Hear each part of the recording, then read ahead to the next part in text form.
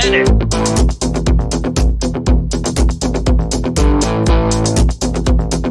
With your host, it's Knick-Knack!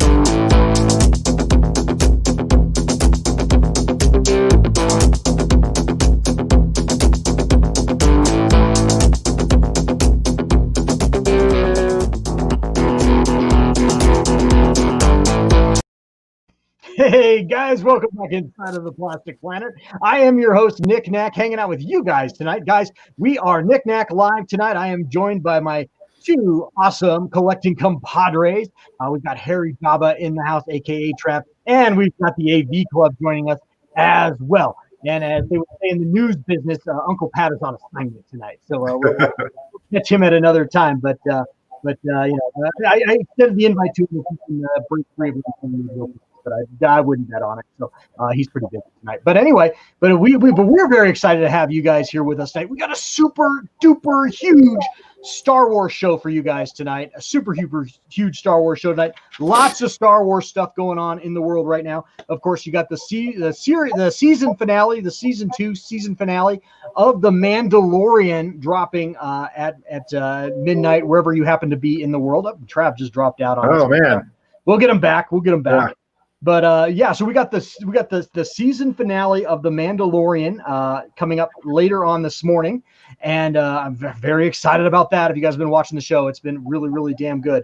So very excited about that. We also have other news. There's a ton of new Star Wars shows coming out. The Disney had its annual shareholders meeting about a week and a half ago, and we weren't live that week, but we haven't gotten a chance to talk about it yet live. So we'll be talking about that on all those new shows that got teased. Some are in production, some I think are yet to be produced, and we'll just cross our fingers on what we get and what we don't get.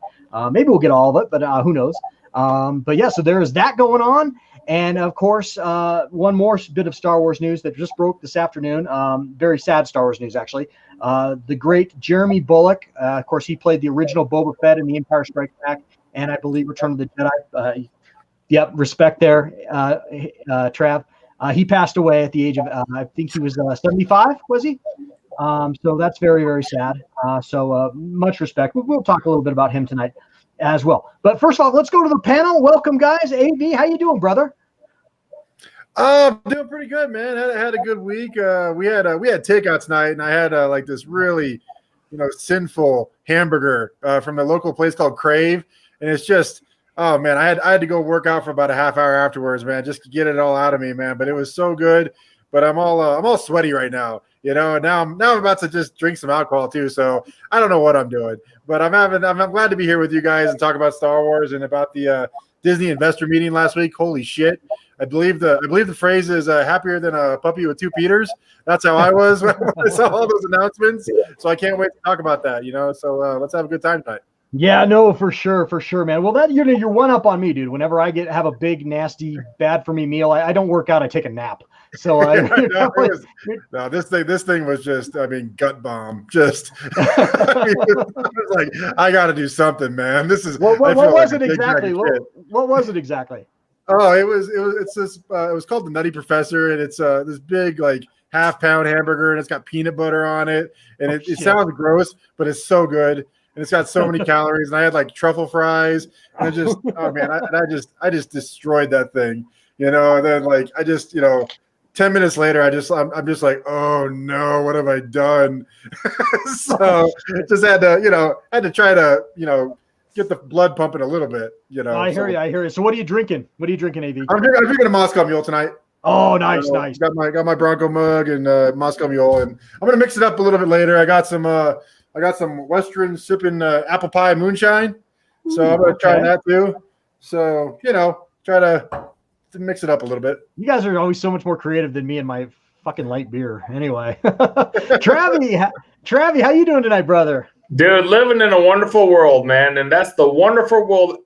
Knick-Knack, I never thought I'd say this, but for the moment at least, I'm living in the wonderful world of Disney Star Wars. Who would have ever thought I'd say that? but I'm living in this wonderful world right now. So yeah, we're like a year out from cheers.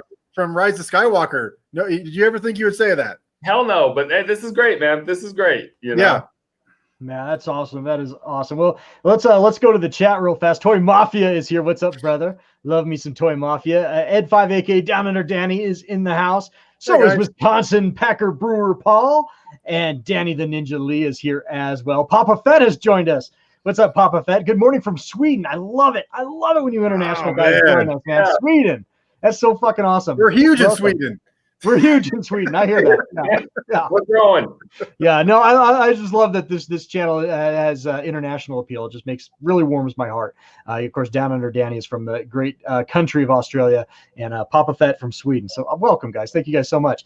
And Ginty's in the house. He says, "No, Uncle Pat. I wanted to see if the last episode of The Mandalorian was his favorite." Yeah, you know what? He had some mixed feelings about it. I think he kind of liked it, though. Don't you think? Don't you think, Travi? I don't know. I didn't really get that impression, which was too bad. Given his history of Boba Fett, I'm hoping he'll come around, man.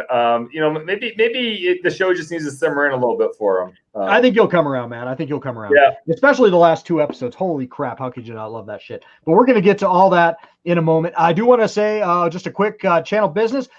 Thank you so much if you're watching this on repeat. Really, really do appreciate that. My usual spiel is just to let you guys know, just because of the analytics and issues with the algorithm and things like that, and helping the channel find new subscribers. I only keep the live streams on the main channel, Knick-Knack's Plastic Planet. They're all on the main channel. I just unlist them after about 48 to 72 hours after they're done. And then they go live on our sister channel, which is Knick-Knack Live, which you can find that in the links you can find that link on the channel page, Knick-Knack Live. There's a playlist there that says past live streams, and you can watch all of our live streams. You can watch all our stupid nonsense, hours and hours and hours of us, bullshitting. Yeah, I think it's up to like 20 hours of us bullshitting now on that playlist, but it's great. So if you want to watch any part of this live stream again, or anything you missed in previous live streams, you guys can go check that out as well. So anyway, really, really do appreciate all our viewers that watch on repeat, because you guys really bring up the numbers. You guys are awesome, and thank you guys so much. And it's not, I don't know if it's as fun not being able to interact with us, but it's so awesome to have you guys. So thank you guys so much. So anyway, getting that out of the way. Happy holidays, by the way, everybody. This will be our last live stream of 2020, and thank you guys so much for making this live stream happen in 2020. And that wouldn't have been possible without, of course, my great panel, AV, Trav, and of course Uncle Pat. But it really wouldn't have happened without all you guys in the chat just driving this and making this as completely fun as possible. So thank you guys so much. Big Plastic Planet salute to you guys. I'm drinking light beer tonight in a Star Wars Rebel Alliance cup. So that's what I'm drinking. Trav, what are you drinking, brother? I'm drinking vodka and seltzer, man. Back to the old brewery. Nice. Nice. Well, cool. Well, let's go to now that we're about 8 minutes into the show. It's time for new pickups, and I don't have any subscriber pickups to show off this week, but seeing if the panel has anything. And I forgot to ask you guys when we were off air. I like to call it the green room because I really like to pretend we're real show business people, which we're not. But we're total posers. But I like to call it that. But I didn't ask you guys offhand in the green room if you guys have anything to show off. AV, you got anything? I don't. Well, I got one. Go ahead, Harry Job. I'm gonna go get my thing. Okay, go get your thing. Trav, you got anything, brother? Yeah, man. Knick-Knack, you ever watch a show and get inspired to hit click and make bad financial decisions? I did last night, but I'll get to mine after yours. Well, I did that after episode 6, man. After watching Boba kick so much ass, there was 2 pieces I had my eye on. The Boba hot toys and the Jango Fett. And sure enough, after watching that, after watching Tamura do a hell of an acting job and just so much kick ass, dude, right after that, I'm like, I've been watching these anyway. Click. So I had to, dude, it wasn't that long ago where I was sitting at 0 hot toys. I think I'm up to like 8. Are you really? So slow clap. That's like a slow clap. That's like the movie Lucas when he gets his letter jacket and everyone's standing around his locker and they do the slow clap. That's like a slow clap from Lucas, It is, man. So I was inspired, man. I made some emotional purchases, but dude, I'm still happy as hell and can't wait to get them. Are you kidding me? So what did you order though? So the Hot Toys Boba Fett, the Hot Toys Jango Fett. Oh, I'm sorry, I didn't hear you if you said that. Oh, that's awesome. That's so awesome. The now is the Boba Fett the Empire Strikes Back? It is Empire Strikes Back Boba Fett, dude. Can't freaking wait, dude. So, dude, I'm excited as all hell. Fantastic. And it's amazing, right? If when you see good IP, you see good content, the purchases come, right? So right. There's Danny Lee says, "Wow, 8 hot dogs." I just love putting up Danny Lee's picture because it just shows off that we're about physical fitness here on the plastic planet. Down under, man. That's cool, man. Yeah, it's just awesome. I just love that picture. I love that picture. Of course, Paul says, "Slow down, Jabba, jeez." And down under, Danny gives you an applause there. So pretty awesome. Cheers, fellas. Yep. Pretty awesome, man. Pretty awesome. Yeah. Okay. Well, let's go to AV. You had all these new pickups last week, because I almost forgot to get to you. I felt really bad about that. Yeah, so I didn't get anything big. Every Wednesday night I go. I take my son to a basketball practice, and I got to go kill an hour. So I always go to the local GameStop, and I look there. I look at there for stuff. I usually don't see anything. This is really small. This is like the the opposite of a slow clap. So just bear with me. But I got this Funko of Happy Gilmore. Oh, okay. So it's I picked that up. It made me happy. It's I have a lot of good memories about this movie. I was in my first year in the Navy when this movie came out, and I just remember coming into the shop. It was for like a good 2 months. Me and the guys would just repeat lines from that movie.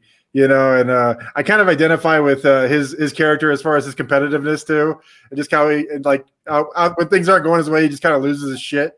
So I really love that movie though. It's just a lot of fun. So I promise I'll have something a little bit better next time I show them off. That's fantastic, AV. That's fantastic. But, I do keep an eye out for stuff, but it's really got to grab my attention. Of course, man. But that's all I got. You're home. Are you too good for your home? That's right, man. I remember watching that movie. that movie at your mom's house, Trav. Oh yeah, dude. Yeah, we were hanging out. I think we rented it from Blockbuster. We were just hanging out one night. I remember doing that. Dude, it hit all the notes, especially like Bob Barker was icing on the cake, because like every kid our age when they were homesick watched Price is Right, and so Bob Barker has a special place in your heart, and it's just like dude throws down with Bob Barker. Yeah, wasn't Bob Barker great in it too? Oh yeah. I've always talked about if you ever follow me on Facebook at Knick-Knack's Plastic Planet on Facebook, I do talk about some of my idols growing up were all game show hosts, like Alex Trebek, Chuck Woolery back in the day, Bob Barker, Bob Eubanks. So yeah, I love Bob Barker. So awesome. So it's not the traditional item, but it brought it brought a little something to my heart. I was like, I'll buy that. That's fine. Yeah, no, that's pretty awesome. That's pretty awesome. Well, I guess is it my turn now for new pickups? I got a couple. First off, I picked this up. So I was flipping through on my phone, Facebook the other day, and I saw this advertised. I was like, fuck, I got to get that. It was on Facebook. So it was like, I didn't know exactly what I was getting, but I found it. I didn't buy it from Facebook. I bought the link on Facebook. I found it on Amazon, which I thought was a little smarter and it was a little cheaper. But I found this awesome little Godzilla bank. Can you guys see that? So you put a coin on the weight here and Godzilla comes, there's a little trap door and Godzilla comes up and grabs it. And I think he roars. I don't know. I'll review this on the channel. But I just thought this looked really cool. It's really tiny though. You guys can see it next to my Diet Coke can. What does money mean to Godzilla? I don't know, but I thought it was really cool. But you know what? I was a little disappointed when I got it because you guys can see the size, next to a Coke can. Yeah. I thought this thing would be like the size of a car battery. I thought it'd be all big. Yeah. But I think it's pretty tiny. So anyway, I'll look for that. I'll review this as a throwaway on the Plastic Planet. That looks pretty fun. Yeah, I thought it seemed fun. I don't know. Yeah, you always need someplace to put your spare change. I got a ton of spare change floating around down here, so I thought that was a good idea.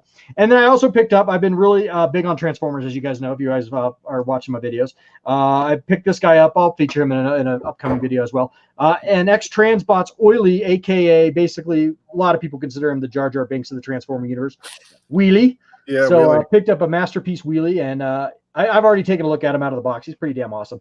So I'll be showing off him as well on a future. Yeah, he's going to be cool on a future video. And then I did the exact same thing that Trav did last night. I was watching the last episode of The Mandalorian, the last available episode of The Mandalorian up until this morning, and I just like when and spoiler, real fast. I just gotta say spoiler. But when Boba Fett took out those TIE fighters with that total callback from Episode 2, Attack of the Clones, I was like, it's on. So I went on Sideshow and I ordered up the deluxe Mandalorian with the child. I did it. I've been so reluctant to commit to this series, but it's like, it's on. It's Star Wars. It's back. It's on.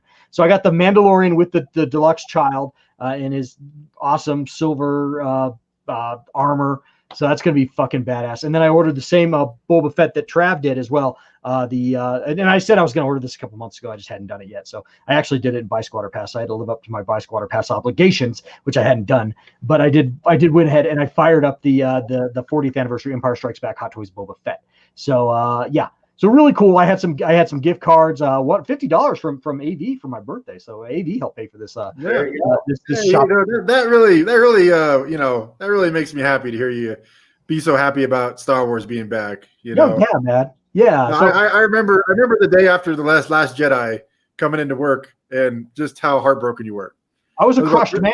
It was about 3 years ago, and I just remember you just being like, you know, I hated it. You tell me about the movie you saw before me, like you just like I fucking hated everything about it. I hated it. And it's just like knowing how much this stuff means to you. It's like that makes me feel good that you're so happy about this again.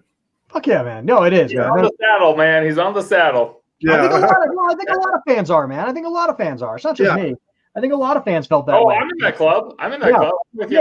Yeah. So I think a lot of fans are back in the saddle, and that's a good place to be, man. So anyway, I appreciate that, man. So I used that gift card that you gave me, and one for my wife, and one for my sister, and you know, so I got all of it for a pretty good price, you know, out of pocket in the end. You know, so I'm still paying a couple $100, but you know, it wasn't as bad as it was. You know, that you know, 2 Hot Toys like that would be like over almost $600, so it wasn't that much. So yeah, Chicken Fried Steak is in the house. What's going on? He says, hey, now the Three Stooges, howdy, Knick-Knacks Plastic Planet. What's up, Chicken Fried Steak? What's up? Yeah, good to have him here. Yes.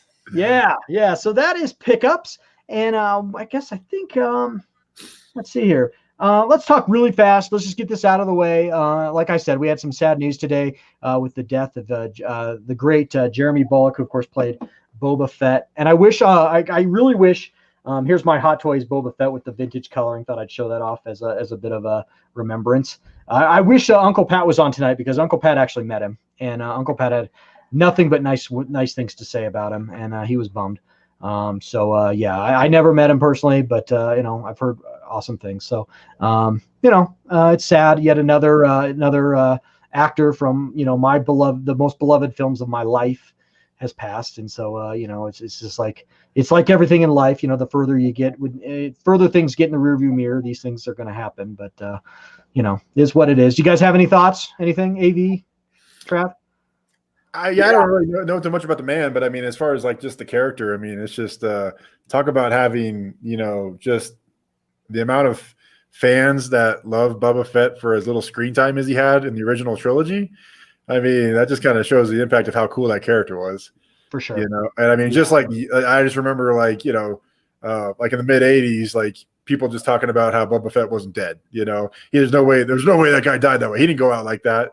You know, it's just there's a similar similar vibe with Darth Maul, but you know, I just remember like being really young, seeing The Empire Strikes Back, and just seeing that character for the first time along all those bounty hunters, and he just popped. It's like that's the badass. You know. Yeah. You know, so that's all I got though. No, that's good, man. That's good. How about you, Travi? Yeah, I read a cool article on him, and it was talking about, you know, he wasn't a huge actor, but he still did a lot of other good things. Like as a child, he played a lot of Shakespeare, you know, and a lot of theater and stuff like that. A lot of other cool parts. But what was cool about Jeremy was he embraced it. You know, even though he had to act in other parts, you know, he knew he was best known for Boba Fett, right? Where he really didn't get to do a whole lot of acting or show his face. Right. But good for him, man. He appreciated it. He appreciated the whole journey. and was very, was just very thankful to be a part of that and to even be remembered that way. A lot of actors, I think, would kind of hold that in regret, like, oh, I'm fine, I'm glad I was there, right? But it's really too bad. Where he really embraced it. So good for him, man. And cheers, man. What a good life. Yeah. Cheers for sure. Cup half full kind of guy then. Yeah, it's strange losing him and David Prowse in less than a month together. That's just strange. It is, yeah. So anyway, rest in peace to both of them. Anyway, well, okay, let's move on. Let's go to my favorite part of the show, which is, of course, before we get into our Mandalorian chat, let's do some pickups, guys. And I got some fun pickups. And I went through today. I get off my normal day job and I prep for the show about 5 o'clock, and I go through what's new, what's in action figures and everything.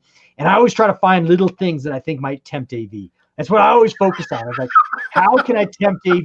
So there's a few nuggets in here that I'm like, yeah, this might tempt AV. So anyway, keep that in mind as we look at these. But first, let's start off with the big Hot Toys preview this week.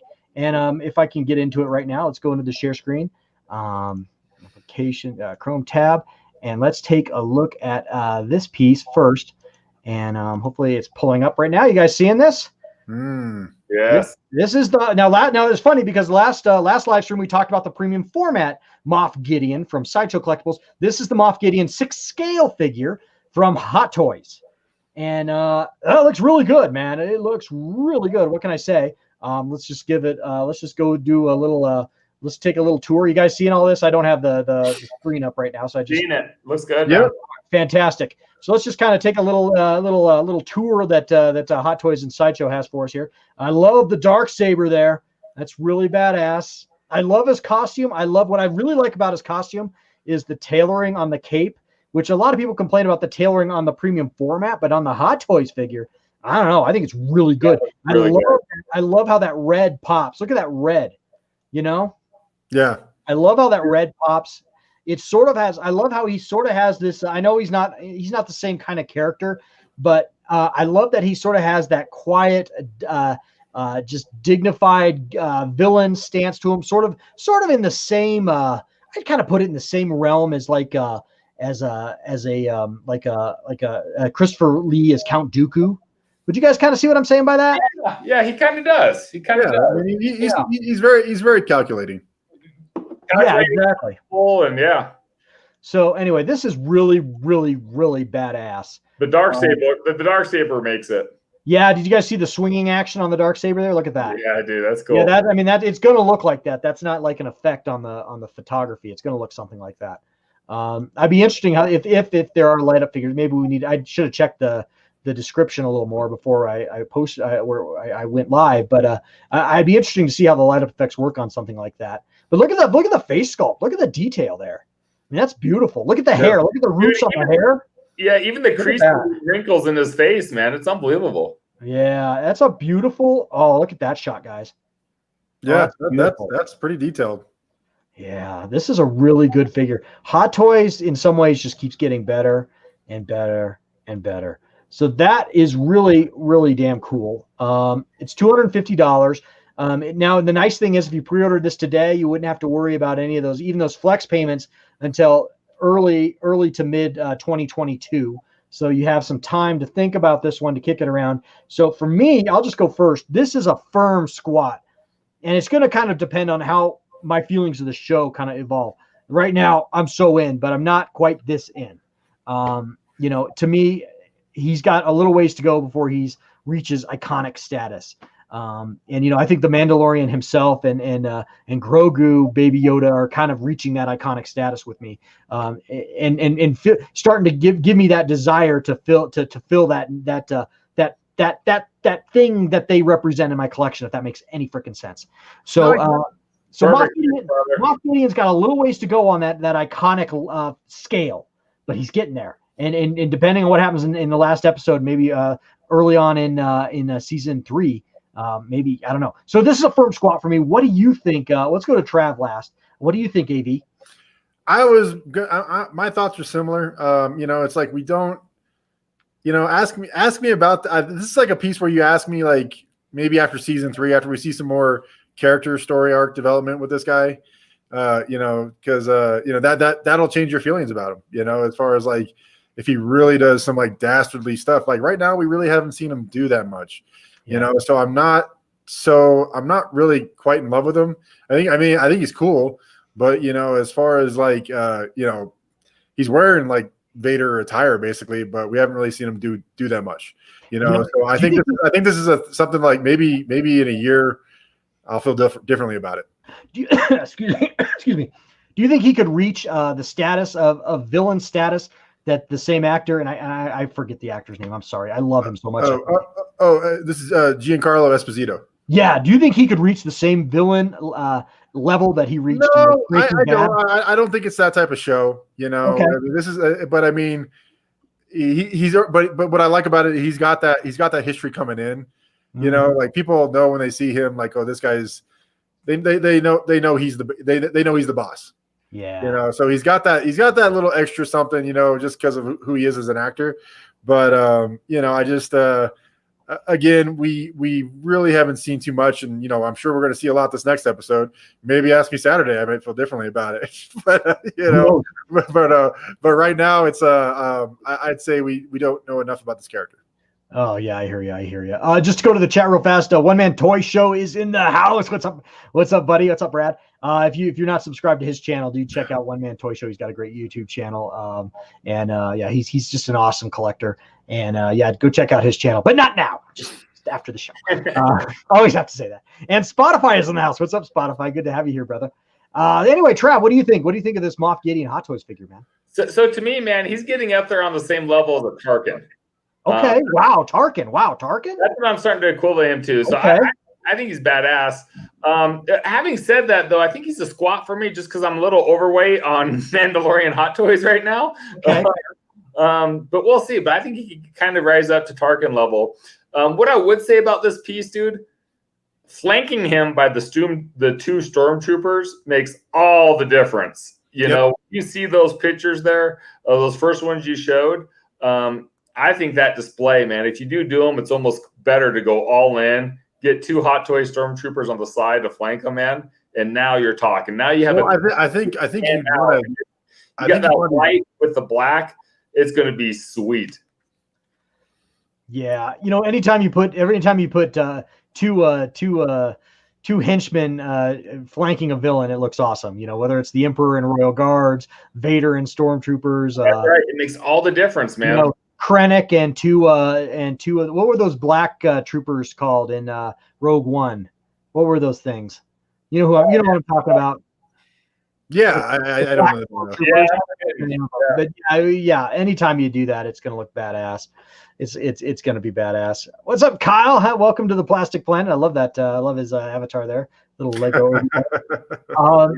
Yeah, I think the new episode drops tonight at I don't know if it's at midnight your time. I think it drops locally at our time 1 a.m. We're in the Mountain Time Zone here in Denver, Colorado. Ed5 down on Danny and Danny Lee, Death Troopers. Thank you guys. That's why I keep you guys around, man. I don't claim to be an expert. I never do. So I always appreciate any help that I can get during the live stream and even during my videos as well, man. If I ever don't know what I'm talking about, let me know, man. So yeah, Death Troopers, of course.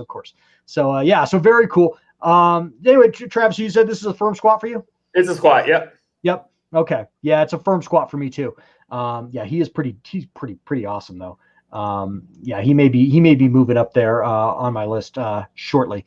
So anyway, let's get to our next piece, and we're going to be wandering a little ways away from Star Wars for just a few minutes, but I think this was really cool. I wanted to go over this one. This was another one I kind of regret that Uncle Pat wasn't joining us tonight, because I think he would have something to say about this.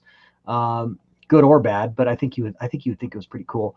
All right, check this out. So this is from 3-0. This is the Storm Shadow 1/6 scale figure. It's of course G.I. Joe. I was never a big G.I. Joe kid, so I don't know a lot about this character. But obviously he's a Cobra, so he's a bad dude. And this is from 3-0. This is the same company that brought you the Rambo 3 Rambo, and this looks really, really, really badass. Let's get a look at his accessories. Look, he comes with a bow and two ninja swords and some nunchucks and shit, some bow and arrows, some different hand assortments there. Pretty badass G.I. Joe 1/6 scale. Look at him with snake eyes there. You gotta buy that. That's what you gotta buy it with. You gotta have snake eyes. Yeah. I think this is pretty badass. We won't spend a lot of time on it. I was never a G.I. Joe kid growing up. Were either one of you guys G.I. Joe kids? I was. Okay. So I like G.I. Joe. I read the comic briefly too, the G.I. Joe comic, and I just remember, Storm Shadow Snake Eyes storyline was big, and just and later on, Storm Shadow became part of the Joes, like Snake Eyes, converted him to become a G.I. Joe, but it's a pretty cool figure. I like it. It's pretty cool, but I'm not ready to. I'm not that much into Joe's to be able to purchase one of those figures, but it's cool looking. And it's a nice price too for a 1/6 scale figure, 150. Yeah, it's a nice price for what you're getting a premium item there, and that's almost half the price of a hot toy. Yeah, but I think you have to buy both of them though if you're going to do it. I kind of would agree. How about you, Travi? What do you think? Yeah, dude, I think his articulation looks fantastic. Look at how much his knee is cocked up and his arm bit. It looks like it's a hell of a figure. Yeah. Well, you assume that they show that in the pictures and you get it home and right. Yeah. I'm kidding. I'm sure that wouldn't happen, but it seems like that sometimes. It's a pass for me. I'm like you. I like G.I. Joe, but I was never big in it. I always wished I had the aircraft carrier though as a kid growing up. That was one piece I never did get. Oh my god, that was like dude, amazing. that was epic, right? It was a 6-foot aircraft carrier. Yeah, man. It's like holy. Yeah, I mean they went all out, man. It's like they had that big F-14 Tomcat jet, and they said like we're gonna make a toy where this thing can land on. We're not gonna half-ass the aircraft carrier.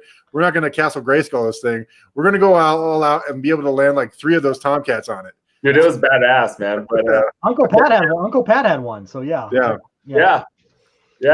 did you ever see Uncle Pat's U.S. flag growing up?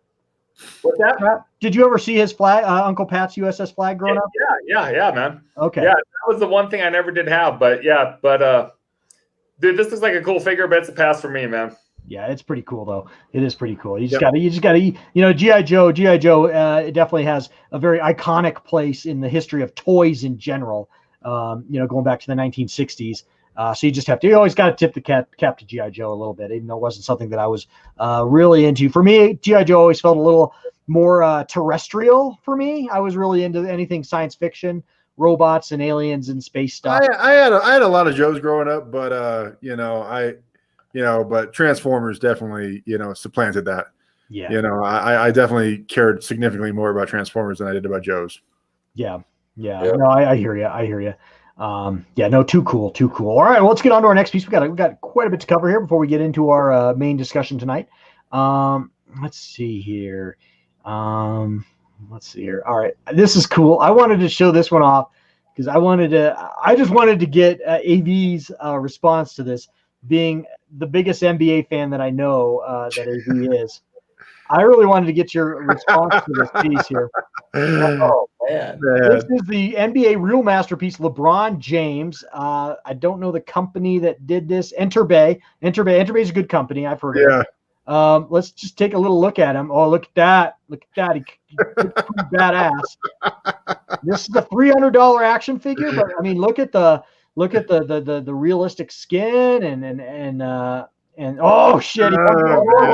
The warm-up outfit. Yeah, there we go. Oh shit! Look at that, dude. But I'm a Nuggets fan, and we lost to them in the Western Conference. I know. That's right. That was part of the look at his trophies. I do love LeBron. I think LeBron is just a phenomenal player. I think people just say like, oh, he's not Jordan, but the guy's went to like 10 straight NBA finals. Cut him some slack, man. The guy's a badass. Yeah, so no, that's pretty cool. I'm not in love with it, but I get what you're doing, and I could be swayed to perhaps buy one similar like that, but I'm not crazy about that figure. Okay. Look, it comes with all of his hardware though, man. That's pretty awesome. You find one of Jordan from like a dunk contest Jordan one or something like that. That might be hard for me to turn away from. I think I've seen 1/6 scale Jordans. So. They've got to have the Jordans. Yeah, I'm sure they do. There are 1/6 scale Jordans out there. I know that for yeah. I mean, if there's an iconic moment, associated with it, like LeBron's block in the NBA Finals or something like that, it's like that's and I can bring my son into that too. I can make the justification that it's for me and Mason. So Yeah. I love Toy Mafia's response is pretty epic there. I think he's talking about. I think that's the little. I like your thinking though, Knick-Knack. I like it. Yeah. So anyway, what do you think, Travi? What do you think of this? It's a pass for me, obviously. But. Dude, overall, sports collecting in general has kind of just been on the downside for me. Yeah. In general, just as I get older, right? Because the figures retire. It's like movies and characters and shows and different IPs. They just have more lasting power with me. I found out as I gracefully age in life versus sport figures. So for that, man, the whole category is down for me. And I'm kind of like AV. If I were to get one, it'd be Jordan. But I mean, I like LeBron, but dude, it's a hard pass for me. Yeah, it's pretty cool. It's pretty cool. I know what you're saying, dude. I've got some really kick-ass sports collectibles that I don't even display anymore, including a really, really awesome PVC John Elway figure that's about it's like 12 inches tall. It's epic. It's in the classic orange and blue. Not that we talk football on the Plastic Planet. As time goes on, sports stuff, I think. It just doesn't have. I mean, it just doesn't have the lasting power of Luke Skywalker and. Yeah. I still buy the McFarlane football figures.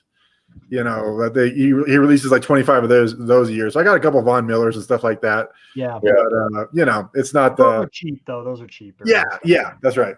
Now, Super Dimensional. Welcome to the Plastic Planet, brother. You know what I used to be into is the cards, right? I used to be big into all the cards, right? Whether it was a little bit of baseball, football cards, and everything else, man. But those just dropped in value, and I mean, people still collect them, but it's not near what it used to be. Right. Dark Knight Archives. Welcome, brother. Good evening, sir. Welcome to the Plastic Planet. Good to have you here. So so we got some new faces in here in the chat tonight. I love that. I love that. So anyway, well, let's get moving, guys. We got a lot to get to, and that was just sort of a little bit of a diversion there. This is cool. Again, this goes under the list of something I wouldn't buy, but I just recently got into this show, and I'm really digging it. And are you guys seeing it? This is a Rick and Morty statue. Yeah, this looks really fucking cool. Just to give you guys a little bit of it just really nails down the animation in 3 dimensions. You know what I mean? It looks great. I've watched the first 2 seasons of this show. I'm a little behind the 8 ball on this. I didn't watch. I didn't watch Breaking Bad till it was out the last season. So I'm always behind on the 8 ball on shows. But I was definitely behind on this. You get a sense of scale there with the person holding it. Yeah, it's pretty nice. And you get the box there. Anyway, I think this is really cool. It's a pass for me, but I just wanted to show it off because I just think it's really, really damn awesome. Any of you guys watch Rick and Morty? That's something I may have to do over the break, because I just, people like folks like you and other people I really respect their taste, rave about it, and they say it's just really smart, hilarious. Very smart sci-fi comedy. Yeah. I definitely need to sit down and just maybe binge it over the break. I think I mentioned this with the previous Rick and Morty though, but it's like, I think it's kind of stealing to charge this much for something that looks like it's so simple to make. Well, it's Polystone, so it's probably. I know, but I mean, I'm just talking about like the characters are so. It's not the artist's fault. It's just that's just who the characters are on the show. Yeah, is what I'm saying. It's just like so basic, and it's very simple. You're saying it's like you shouldn't ask $260 for that. Is what I'm saying. Okay, I think it's pretty good sized, and you're not necessarily paying for the details on the piece. You're paying for the materials.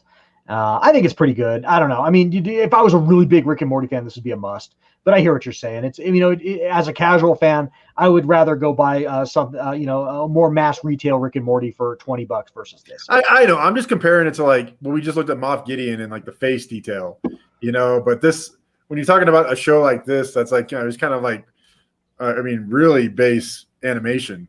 It's just like I would feel weird about spending that much money on it. Yeah, I hear you. How about you, Travi? What do you think? So when I first saw this, man, I don't know Rick and Morty, but the artwork to me looked like something out of Horton Hears a Who, and so for $260, I'm like, that's a hard pass. But I say that, and I haven't seen the show, man. Watch the show. Just watch the show, man. Just give it an episode or 2. Watch the show. It's really good. I'm sure it's great, man. I'm sure if you love it, I love most of the stuff that you like. So I'm sure. Yeah, it's like if Futurama had a baby with something really dark and sinister. That's what it is. Okay. There you go. Yeah, it's some of the comedy is pretty fucked up. And I'm gonna age myself. My son got me into this show, And my son was like buying the DVDs of this show when he was 12. He was sneaking them with Amazon gift cards, and the show is total TVMA. There's a lot of dark themes and sex and your son is like so tech savvy. I love it. Dude, my son had a YouTube channel years before I ever did. I know. He did. He did.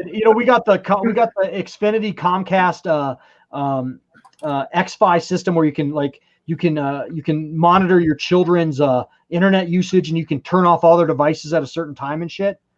He changed the IP address on his Xbox so the system wouldn't recognize it, so he could play it all night. Yeah, he's gonna do well, man. That's good. I don't know. I think that is a good sign. I think he's gonna do well. Yeah, he's a smart kid. Super Dimensional. How often is this podcast? We try to do it every other Thursday, typically. Although we may not go in 2 weeks just because of the holiday, so we'll probably do it in 3 weeks again. But we tend to go every other Thursday here on the Plastic Planet, just to let you know. And welcome, man. Really appreciate you having you here. So anyway, let's move on, guys. We got a ton of stuff to get to. And let's keep going. What else we got here? What else? Hey, thanks for the compliment, Paul. That's very nice.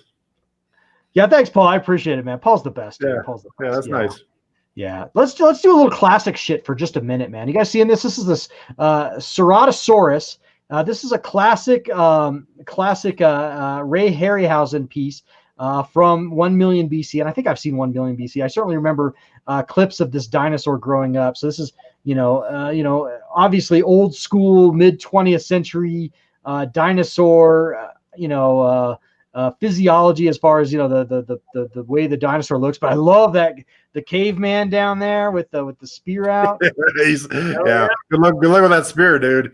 Yeah. You're in a world of hurt. What iconic actress was in 1 million BC? There was an iconic actress. I wish Uncle Pat was here. He would tell us. Was it Farrah Fawcett? I don't remember, but anyway, this is an iconic movie, man, and this is really cool. It's probably not in my wheelhouse, but this is really, really fucking cool. Again, I just love the way this looks. I don't know if that Triceratops is included or not. I think that's probably an extra. But there you get the base there, and you get the little people. It looks like you can move them around and shit. Probably have magnets, I would imagine, something like that. Anyway, this is really cool. Obviously, it's a pass as well for me. I just wanted to show it off. Sometimes I just see cool shit. Knick-Knack, you got to help me out here. I'm struggling because you say this not in your wheelhouse, but I come down and look at the planet, bro, and I see a whole corner dedicated to dinosaurs, man. So if you don't mind, I'd love for you to help clear my little brain. I know, man. I know. I got a ton of dinosaur stuff. 1 million BC is just a little. I mean, I love real retro vintage stuff, and that definitely fits that. But it's just not something I would spend that kind of money on. You can't buy everything, You can't buy everything. I closed that window real fast. I'm sure they're both passes. I'm sure they're both passes for you guys. Any thoughts on that piece before we move on? I closed the window too fast. Sorry. It's a pass, dude, but the detail looks cool, man. I love shit like that. I mean, I think it's fantastic, but it's a pass. It's a pass, man. I haven't seen that, type of dinosaur in movies since, so it's pretty unique. It's badass. So Super Dimensional says, so this is my 15 seconds of fame based on dinosaurs. My aunt played Holly on Land of the Lost. That's freaking awesome. I'm sure he's talking about the TV show, not the Will Ferrell movie. Yeah, I love that movie, by the way, the Will Ferrell movie. But dude, that movie, yeah, my kids love that. We watched that all the time, and it was fun. But I mean, I grew up watching the original Land of the Lost on Saturday mornings, man. I mean, it was a little past my time or before my time, but yeah, that's badass. That's badass, Super Dimensional. That's really cool. So yeah, that's really, really cool. Yeah, that was Land of the Lost was one of the ultimate 1970s kind of hokey shit, but that's badass, man. That's badass. So anyway, let's keep going, guys. A few more pieces to get to before our main topic. And okay, so check this out. This is kind of cool. I don't know if you guys are big Iron Giant fans. I love Iron Giant. You guys will remember the iconic scene after Iron Giant takes a one for the team and gets taken down by that nuclear warhead over the Atlantic Ocean. And at the end, you see the little bolt in the kids' room. What was the kid's name in that show? In the movie, I can't remember the character's name, but anyway, he keeps the bolt, and then the bolt gets the sensor goes all haywire at the end, and the Iron Giant's not dead. Well, you can buy that bolt from the Iron Giant for a nice $35 on Sideshow Collectibles website, and as you guys can see, it's life size, so that's pretty damn cool. That is cool. Yeah, so I love that. Let's take a look at that. Metal? Is it actual metal too? Is that got some weight to it? It's soft vinyl, so it's probably doesn't have a lot of weight to it. Darn it. It's vinyl, but it's cool. It's really cool. I mean, there's a nice 360 of it. There's a scale representation of it. So very cool. Yeah, So I don't know. That's probably a pass for me. Although I could lean towards a squat on that. Man. This is AV club bait right here, man. This is What do you think? Right up your alley, brother. I'm gonna buy this. This is good. No shit. All right. This is I love the Iron Giant. I'm a sucker for it. I geeked out in Ready Player One when the Iron Giant showed up at the end, and that was a great movie. Ready Player One was a great movie, man. Oh my god, yeah, it was great. My son, it was good enough for my son was like 10 or 11 at the time. He loved it, but it was like, you're just trying to keep track of all the references, man. It's just like so chock full. And it's just that's awesome. I love that. At $35, hell yeah, I'm in. So if you get that, you gotta get an actual Iron Giant to go. Well, I do. That's why I kind of got the Liberty Prime, because it reminded me of the Iron Giant, and I love that so much. And if there's one that comes along that I like a lot, it's gonna get a very strong look. That's awesome. Yeah. Well, we got to buy tonight. That's awesome. We got to buy tonight. So. Yeah, and I should have said before we started, I always encourage everyone in the chat to play along with Buy Squatter Pass with us. So feel free to chime in if you feel strongly either way about an item, man. You're welcome to shit on anything here too. This isn't like this is a shill free zone here on the Plastic Planet. No, that's such a cool piece. That's awesome. Yeah, no, it is cool. The key thing here is when someone says buy, it's a true buy. It's a true buy. Yeah, that's right. We're not just fucking around. We buy. No, we don't. We come back and show the proof. Yep, proof's in the pudding. Although I will say I did wait on that Hot Toys Boba Fett, but I did buy it. But yeah. I'm still waiting on that Iron Man, by the way. It's coming, bro. It's coming, man. Your what was that? Your Iron Studios Iron Man? Yeah, where the finale of the Endgame, and he says like Iron Man does the snap, but it should be coming, I think within the next month. That's awesome, dude. Yeah, wait. Brad says I love Iron Giant. The kid's name is Hogarth. Yeah. Huh. I want that bolt. Mondo made a polystone version of this bolt a few years ago that was more expensive. Yeah, polystone would be nice, but I'd be afraid you'd fucking drop it or roll off a table or something unless it came with a good stand. But yeah, no, that's very cool. No, that's awesome, man. I love it. Yeah, what do you think, Travi? Dude, I think it's cool, but it's a pass for me, man. And I'm just proud of AV. No, I am too. I think it's really cool. Yeah, no, yeah. Iron Giant's great, man. Really good voice talent in there. Vin Diesel as Iron Giant. Jennifer Aniston was the mom in it, and did the same studio that did like Secret of NIMH and American Tail do that one? I don't know. The animation style looks different. I mean, I like that movie so much too because it came out in the late '90s. Like right when all the Pixar movies were just starting to take over everything. It still had that old style to it, but it was just a good story. Yeah, it was a great story. I don't think it wasn't done by Don Bluth. Don Bluth did Secret of NIMH. I know that. Yeah, but I just wondered. I mean, it's just wondering because it seemed like it had a similar feel to it, so it could be completely different though. Yeah, no, Harry Connick Jr. was in it. He was the love interest of and Christopher McDonald was in it. He of course was Shooter McGavin in just to wrap around in Happy Gilmore. Yeah. So yeah, he played the cheesy government agent. Great movie. You eat pieces of shit for breakfast? Yeah. Great movie, man. Best line. So many good lines in that movie too. Not just Happy Gilmore, but Iron Giant too. He's like, anytime you get a movie with a giant robot that's a Superman fanboy, I'm in. So yeah, I am Superman. It's good shit, man. Yeah. It's good shit. Take my money. Yeah, no, that's right. Warner Brothers made it, so of course there's a Superman tie-in. So sure, okay, that makes total freaking sense. All right, so anyway, yeah, I do have an Iron Giant piece I picked up from Walmart. They had a little Iron Giant, walking Iron Giant plastic robot at Walmart. Still do probably. Bought it earlier in 2020, back in March, I think. So nice piece, really nice piece. So anyway, let's keep going though. What do we want to look at next? Okay. Here's another piece that I want to tempt AV with, although I think he might be set on this character. I think he's good, but the prices might be right on this one. So this might be we might get AV up to $95 tonight. Let's see. It is Christmas. It is Christmas. Wait. This is a 1/10 scale statue by Kotobukiya. Kotobukiya makes pretty good shit. I've been collecting Kotobukiya for years. $60. It's not big, as you guys can see. It fits in the palm of your hands, but this is a Miles Morales Spider-Man. Let's just take a look at this thing and see if we can tempt AV. It's passed for me because I'm not a Marvel guy, but AV is a huge Marvel guy.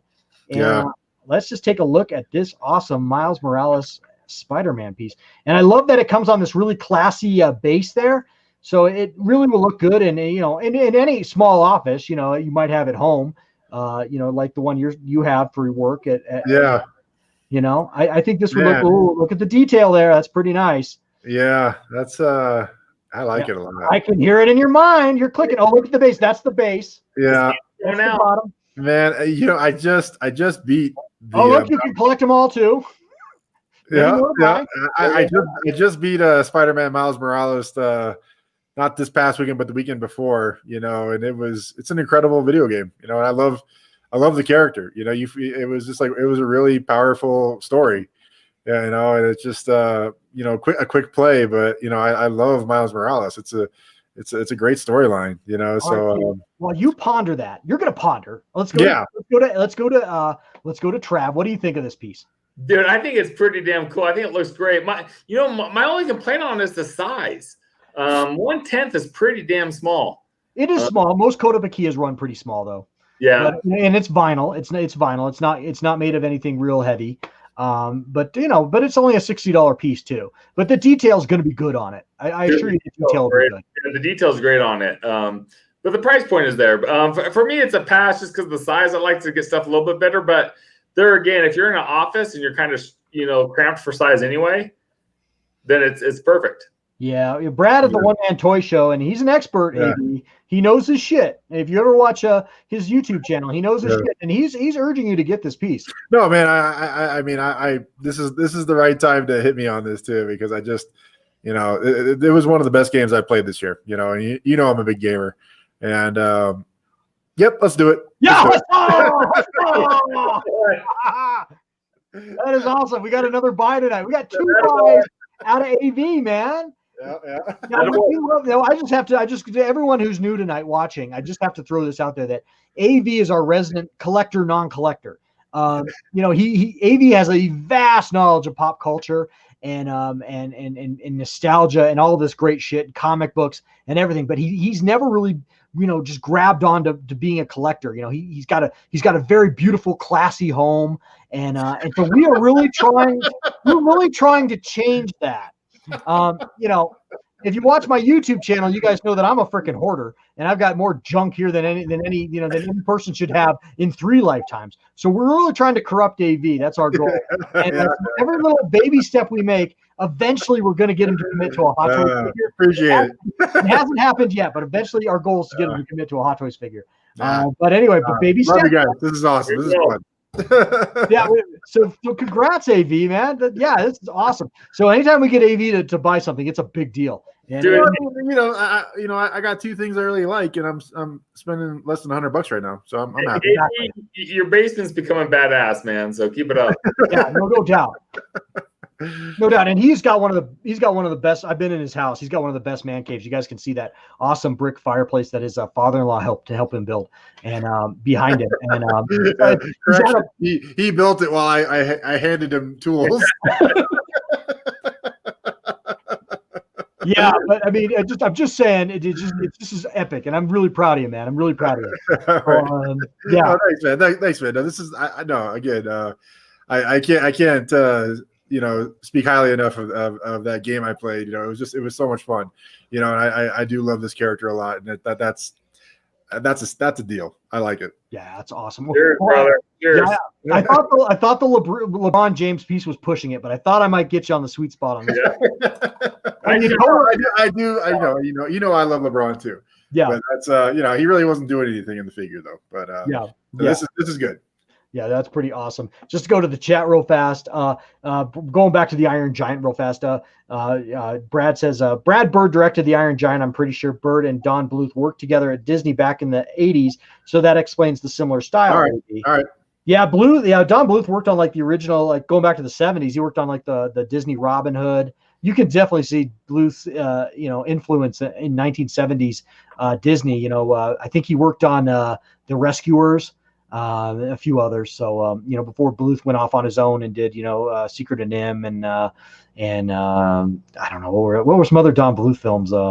Land Before Time and a few others. Land Before Time and the American Tales. American Tale, right. Yeah. No, I mean, I kind of said this already, but it's just like, it was nice. It was kind of like, I guess like a final, like last hurrah for that style of animation, I thought. Yeah. Really good story. And then it's like, the Pixar style kind of just took over. But I thought, like this, it kind of snuck through the radar, and it was just like, this really good story, in the late 90s, and I just I really love that movie. Yeah, it's a great film, man. Great film. The Iron Giant, that is. Yeah, really great movie. All right, guys, let's move on. We got another piece to get to. This is more of a tickler for me than anyone else. I'm tempted by this, and we'll talk about it. This is a X Plus, which I have an X Plus 1989 Godzilla versus Biollante figure. This is from Godzilla against Mechagodzilla. This was from the Millennium era of Godzilla films from 2002, which is not my favorite era of Godzilla. As you guys, if you're a Godzilla fan, you know that Godzilla is divided up into different eras based off of Japanese history. You had the Showa era, which was the original Godzilla up until 1975. Then you have the Heisei era, which was in the 1980s and 90s, which began in 1985 with Godzilla Returns, or in America we know as Godzilla 1985. And that ended with Godzilla versus Destroya, I believe, in 1995, I want to say.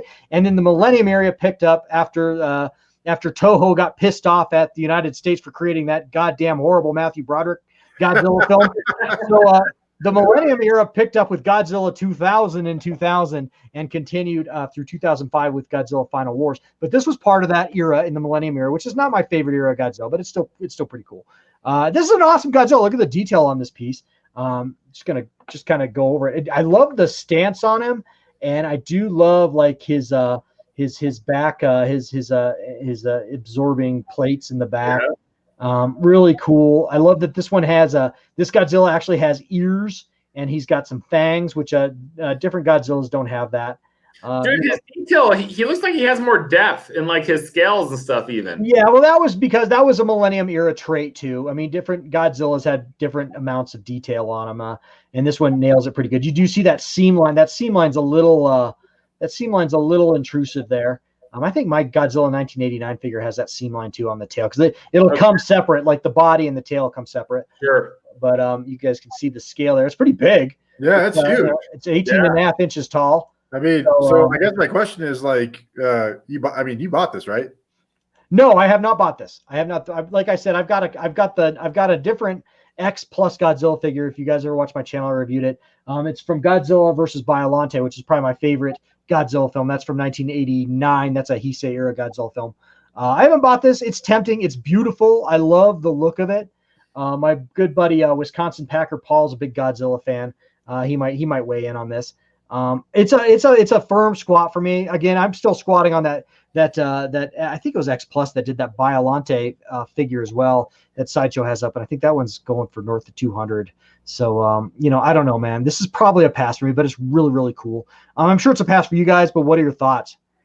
AV, how about you? It's a pass. I mean, it looks cool. I think what you're talking about with the plates on the back, it looks that's a different look for him. That's what I like about it. It's just it's a very different look for Godzilla, in my opinion. But I mean, I like it, but I'm not the biggest Godzilla fan though either. So I mean, I like watching the movies, but I don't. I definitely don't have an appreciation for it like you do. Like you know it like the back of your hand. But that's it's fun to watch for me, but not worth purchasing. Well, I hear you. How about you, Trevi? Trevi, did you have that Mattel Godzilla when we were kids with the forked tongue and everything? Oh, with the launching fist. I wish I still had it, dude. That was like one of my favorite toys, and it's worth so much money now. I had that too. I had that. My grandma gave me that toy too. You guys should both feel ashamed of yourselves. That thing is worth so much money. Oh, I know, man. It's it sucks. But my only thought on this Knick-Knack is it would be a crying shame if there was someone that had a Godzilla collection that also hosted a show on the internet that didn't add this to the feed. No, that's what I'm saying. I can't believe you're not getting this. No, I'm not naming names, but it was just name if there was someone in that position. Cool piece. Dude, I'll tell you, dude, Godzilla. There's a hierarchy to my taste, right? It's probably Star Wars is number one, Transformers is number two, like DC, and then you get kind of in the messy area where like DC and like Jurassic Park dinosaurs and Godzilla are all kind of intermingled in that. Oh, and Transformers is definitely number three. I'm sorry, Transformers number. Did I see Transformers number two? You said Transformers number two. Okay, thank you. Okay, so Star Wars, Transformers, and then you get in that muddy area where it's like DC, Godzilla, Jurassic Park, Star Trek. Yeah, dude, I've got a few He-Man now too. But I mean, you get into that messy area, and Godzilla's definitely in that messy area. So I'm not a completist on Godzilla by any fair means. Paul weighed in. He says those X Plus suckers are great, but take up so much space because of the tails. Yeah, I have a hard time displaying my X Plus Godzilla, my '89 Godzilla versus Biollante figure, because the tail is so long. He literally is one shelf, and you can't. I did a video about it actually, about the display challenges with pieces like this because of the tail. Now I do like this one because the tail kind of comes up, so it looks like it might take up a little less space. And you might you couldn't have them fighting like another monster within the traditional display case, right? No, most shelves. No, you couldn't. Yeah, I don't think you could fit him in a detolf at all unless you modified the shelf. Yeah, you could. Yeah. So anyway, I think he's cool. He's a firm squat for me. I don't think, and I say squat, I'm leaning towards pass, but he's very, very cool. Let's see here. Let's do one more, guys, and then let's go on to our main topic tonight, which of course is Star Wars. Let's go on to there's some Marvel talk too. Yeah. We can do that too. Let me go into the share screen. Let me pick. I have a couple more to do, but let's just do one more. Let's see here. What is this? Okay, let's do this one. Speaking of dinosaurs. Holy shit. Is awesome. This is, of course, a huge Iron Studios. This is done by the same company that's doing your Iron Man AV. Yeah. This is, of course, the final scene from Jurassic Park, the iconic scene with the raptors in the visitor center. This is incredible. This is sort of a redo of what they did, a diorama similar to this years and years ago that I always kind of regretted not buying. Of course, back then it was a $300 diorama versus now a $900 diorama. But you guys could just see the detail on this piece as I give you guys a little bit of a 360 spin. Look at the T-Rex there. Look at Dr. Grant there. I don't know. He looks a little weird, but and you got Ellie Sattler there, and Timmy and what was the girl's name? I can't remember, but very, very cool. Laura Dern. Yeah, there's Laura Dern. Ellie Sattler. Yep, the Velociraptor staring her down, and yeah, very, very cool. It's huge, as you guys can see. In scale, it's pretty big. Again, it's $900. It doesn't ship for about a year. So you got about a year. If you wanted to buy this, you could definitely do a flex payment on it. What's the medium? The medium is polystone.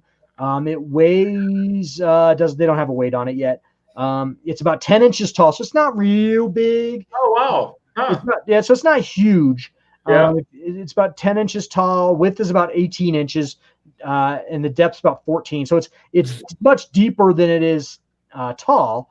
It's definitely a piece you'd want to display. If you bought this, you'd want to have, like a really cool, classy man cave that you could display something like this, like how they have it there on a pedestal in the round would be ideal, I would think. It's a centerpiece for sure. It is a centerpiece. It's beautiful. It's a pass for me. I have never gone north of $500 or $600 on one collectible ever. So this is a pass for me. But what do you guys think about it? I'm sure it's a pass for you guys too. Let's go to AV real fast. Yeah, it's a hard pass, but I mean, man, that is such a that takes me back to high school, man. I remember going to see that movie and that, and just that scene and just, me and my friends, I had about 4 high school buddies that went and saw that movie at the same time, and they were just like, that was the best movie I've ever seen in my life, so just nothing but positive thoughts about that scene in that movie and just how much of a leap that movie was. I remember George Lucas seeing that movie is what spurred him to make the first 3 movies. The prequels, The prequels, is because he's like, okay, now I can do. The technology's there, I can do this, and that just kind of symbolizes to me like what this movie meant. No, that's way too much money. You'd have to have a big like Jurassic Park poster and everything like that to accommodate this. But it's cool looking. It's an iconic scene, no doubt. And that's what I look for in these kind of things. Yeah, it's pretty awesome. What about you, Travi? It's a pass for me at this scale, but I got to tell you, man, this would move up to the squad or buy category if it was bigger. Really? Point, for 10 inches tall, right? I mean, something like this, right? I'm thinking it should be 18 inches tall, right? Maybe 24 inches wide, something more. Yeah. But for $900, right? Make something a little more meaty, man, because if the dinosaur is 10 inches tall, right, that means the human characters are pretty damn small, man. So I think the scale should be bigger. I think that's exactly right. I think that's like it's the T-Rex's grand finale moment. Yeah, dude. It's gotta be big, man. Yeah, it's really cool. It's really cool. I just don't pull the trigger on something that expensive. Who knows? Maybe in a few years, my taste always get more expensive. Who knows? But it's a pass for me. It's just way too much money. One Man Toy Show says, I have the animated Dungeons and Dragons statues from Ion Studios. Each statue fits together to make one big scene. Yeah, that's fucking cool. That's cool. That would be really fucking cool. Dungeons and Dragons would be sweet, man. That was one thing as a kid, man. That was up there for me with Star Wars, man. Dungeons and Dragons was unbelievable. Yeah, that is really, really freaking cool. Well, I think that's going to conclude. We had a few more pieces, but we're just not going to get to them tonight. I think that does conclude Vice Water Pass for that. Yeah, it's time to refill a little bit as we go into our main topic of the evening, guys. And so we're going to talk wall-to-wall Star Wars for the remainder of the show. Maybe we'll talk a little bit of holiday stuff at the very, very end. But for the next 45 minutes to an hour, we're going to talk Star Wars. And, of course, most of that's going to be Mandalorian. But first, before we get into the Mandalorian, the previous 2 episodes of the Mandalorian that aired on Disney+, let's talk a little bit about the Disney shareholders meeting that occurred last week in regard to all this new content that we're allegedly getting from Disney, including movies, animated TV shows, and live action shows as well. And let me get into let me see if I can do a share screen with you guys really fast, and let me see if I can share this with you guys. Hopefully, I did a little bit of a still, so we have a little bit of a visual aid as we watch. You guys seeing this? Oops. Yep. Seeing it, yeah. Okay, you guys seeing the we seeing the right thing here? Yes, we are. Great. Okay, so this was their little PowerPoint presentation that they put together. A number of different shows coming, and I don't know a lot about some of these. Some of these I know more about than others, and people in the chat may know a lot more than I do, or you guys on the panel might know a lot more than I do. But we're getting two direct Mandalorian spin-off shows in Rangers of the New Republic and Ahsoka, which look interesting. We're going to get a Cassian Andor miniseries, I believe. Of course, the Obi-Wan Kenobi miniseries. They announced more details about that. We've known about that. Has been in the works for a while. We're getting a Bad Batch animated series, miniseries or series, I'm not sure. And that, of course, follows the antics of the Bad Batch who were introduced in season 7, I believe, of the Clone Wars. So it's a continuation of the Clone Wars series. In fact, let me pull up. We can watch a little trailer of that as we talk. And let me see here. Chrome tab, batch, share, and hopefully you guys are seeing this. You won't hear any volume. This was courtesy of IGN.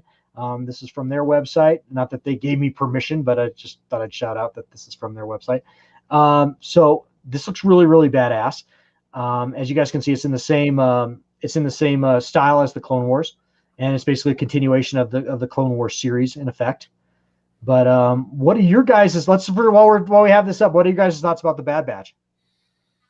How about let's go to Travi? Yeah. So my comment overall, right, with Star Wars, Knick-Knack. Do you remember the Christmas classic, Christmas Vacation? Sure. Yeah, and do you remember the benefit of the Jelly Bean of the Month Club? It's a gift that keeps on giving. It's a gift that keeps on giving, Knick-Knack, and that's what the Mandalorian has given us, man. It's been so successful. That's what Disney's trying to do here. They're trying to make this the gift that keeps on giving with all these offshoots. I'm excited as all hell about all these. So Obi-Wan's, for sure. Ahsoka. There's a lot of cool ones here. I would say the Bad Batch is probably the one I'm least excited about, just because that's been done a couple of times now in the Clone Wars. I'm sure it's going to be good. I'm sure I'll enjoy it. But as far as all the cool Jelly Bean of the Month Club cool stuff we got coming on, this is probably the one I'm least excited about. But dude, what I would say though is I love how the graphics keep getting better in these cartoon styles, man. So kudos to that for sure. Yeah, and what they're teasing in the trailer here, you're getting the benefit of not having any, you're having the disadvantage of not having any volume. What they are teasing is, I think this show takes place in and around, as you guys are seeing right there, the events of Order 66 and the aftermath. I really hope the Bad Batch actually don't somehow deprogram themselves. I hope they're baddies, and I hope they're still I hope they're actually fighting for the Empire in this series. That's my hope. I haven't heard anything, but that would be my hope. I hope they aren't like some kind of now some rogue cell of clones, fighting the good fight for the freedom of the galaxy. I hope they're bad guys. I hope they're basically bad guys. I hope they're basically transplanted stormtroopers in this. I could be wrong. Again, I don't know if that's information's out there yet, but you do see Tarkin in there, and that'd be a better way to do it for sure. Because this is the one I'm most worried about. But we'll see. Yeah, I think it looks pretty cool. And so then let's just take a little look. And you're not going to get a lot of. I watched this earlier. There's not a lot of. Show stuff in here. It's mostly just like retreads of Rogue One here. But this is the official teaser trailer for Cassian Andor, which is of course live action. Of course, the live action miniseries. This is also from IGN on the IGN website or on the IGN YouTube channel. Is Diego Luna going to be the star of that? Yes, he is. There he is. Oh, there you go. That's that. And he's also the executive producer. Okay. So you're not going to get. There's no real new footage here. You're not seeing much here. You're just they're just talking about the success of Rogue One, and I can concur with that. I mean, prior to the Mandalorian, Rogue One was the last great Star Wars film or any property that we got. So I really enjoyed the Mandalorian. So what are your guys' thoughts? What are your thoughts, AV, on this? On Andor, I mean, I'll watch it, man. I mean, kind of my thought on the whole entire Disney investor meeting was like just this massive shot across the bow to the other streaming services. I mean, they pretty much said that's cute what you guys are doing, but we're going to do Marvel and Star Wars content year round, new Star Wars and new Marvel content year round, with their announcements. And, I'll watch all this stuff, man. I'll watch. I didn't watch too much of the Clone Wars, but I mean, the Bad Batch looks like, it looks like it's Suicide Squad or Guardians of the Galaxy, just a bunch of, just misfits that get the job done, with like some comedic humor thrown in. I'm in. I'll watch it. Yeah. I'll check it out. Yeah, Kelly Melvin, welcome. I've never seen you before, Kelly, but welcome so much to the Plastic Planet. Good to have you. They say, I'm worried about the shows F and F aren't involved with. Kennedy has proven big picture thinking isn't her suit. So he's saying Filoni and Favreau, I believe. Yeah. Yeah, good point. So I don't know, man. I think it looks interesting. I loved the concept of Rogue One very, very much. I love the film Rogue One a lot. We'll see, man. We'll see. Again, I'm cautiously optimistic on all these things, but more so on some than others. But you know what makes me more cautiously optimistic, Knick-Knack? What's that, brother? Is what's not included, because that's key. And what's not included? Anything in the sequel timeline. So to me, that is very telling and very, very key. Agreed. It feels like they've learned their lesson. They're like they're not going outside the bounds. Yeah, that speaks volumes. There's so much speculation based. I don't get into a lot of those YouTube channels that's all they talk about is this stuff. And some of them are just sort of really lean on the side of just being outrightly negative on everything. But there is a lot of speculation there that Disney is looking towards, if not rebooting, retconning the sequel trilogy. And you sort of see it with this lineup again, we don't know. We don't have context for all these shows or movies or things or properties basically yet. But you got two shows in the Filoni universe, basically, in the Rangers of the New Republic and Ahsoka. And another YouTube channel did point this out. This isn't me being this observant, but another YouTube channel did point out, if you look at the Ahsoka graphic design on the show logo, that if you're familiar with Star Wars Rebels, that is the world between worlds, which was the rumor on how they were going to basically retcon the sequels out of main canon by using the world between worlds, which was introduced in Star Wars Rebels. And you see the world between worlds sort of a print there on that Ahsoka logo. Interesting. Yeah. I don't know. Just saying. That's awesome. I will say, like, the Rangers of the New Republic, I'm kind of leery about. I need to see who the rest of the cast is, but like, her name's escaping me. You're going to see Cara Dune in it. Yeah, Cara Dune. Yeah. It's like, I don't know. I mean, I don't know if she's a good enough actress to carry a series by herself. Well, I don't know if she'd be carrying the series by herself. I'm sure there'd be other people in it. Yeah, but I mean, she's not really like a great actress, is what I'm saying. Yeah. I mean, she's a badass. She's kind of like, just like a professional wrestler that's, in a movie just to beat people up. She does a lot of that. She does. Well, she's really good at that. But I'm just saying, like, to make her the lead, if she's the lead, that's, I don't know. I'm a little nervous about that one. Yeah, and then of course, the Visions per One Man Toy Story. That's going to be. I think that's going to be a series of. I'm not sure. I'm not positive, but I think that's going to be an anthology of anime stylized cartoons based on Star Wars. And if you guys have ever gone out, there's a great anime short. It was fan made on YouTube. It's been around for years, but it's basically this TIE fighter battle between the Rebel Alliance and the squad of TIE fighters, and it's anime style, and it is beautiful. People probably know what I'm talking about if you've seen it. I wish I could pop up a link right now. I can't remember what it's called. But if Visions is anything like that, it's going to be amazing. So that there's possibilities there. Lando. I don't know what Crispin Glover. Who is the actor in? I think it's going to be him. Yeah, I think so. Yeah. Did I butcher that actor's name? Danny. Is it not? It's not Danny Glover. No, it's not Danny Glover. Right? It's related to Danny Glover, I think. Right? Yeah, I think he's like his nephew or something like that. God, we should know who he is. He's a very. We should know who he is. This is bad. Yeah. Donald Glover. Thank you, Spotify. Donald Glover. I said Christian Glover. Yeah. Okay. Donald Glover. Thank you. Yeah. I don't know if he's in the Lando series. But anyway, Lando's not a series. He's a man. But anyway, we'll see. Should be cool. The Acolyte, I think that's a new Republic era or Old Republic era show. I'm not sure. I'm not real familiar with what that's going to be about. A Droid Story is going to be an animated short mini series. It's going to have C-3PO and R2-D2, and then Rogue Squadron, of course, is going to be, I think, a feature film surrounding Rogue Squadron. Hopefully, it takes place during the height of the Galactic Civil War, and it's directed by the same director who did Wonder Woman. Correct, AV? Yeah, Patty Jenkins. Yep. Yeah, thank you. So that could be cool too. And of course, I'm looking at this and I'm a little, man. It's like these are all going to be vastly different timelines. If I'm looking at this correctly, so it's I'm excited for it, but it's not like ducks in a row, basically. Is what I'm saying. Well, you got Rangers and Ahsoka and the Mandalorian, which could like meet up into one giant finale. You know what I mean? Saying those are going to all tie together. Yep. Yeah, those three are. Then you got Andor, which of course will be that'll be obviously pre Rogue One, I imagine, because he died in Rogue One.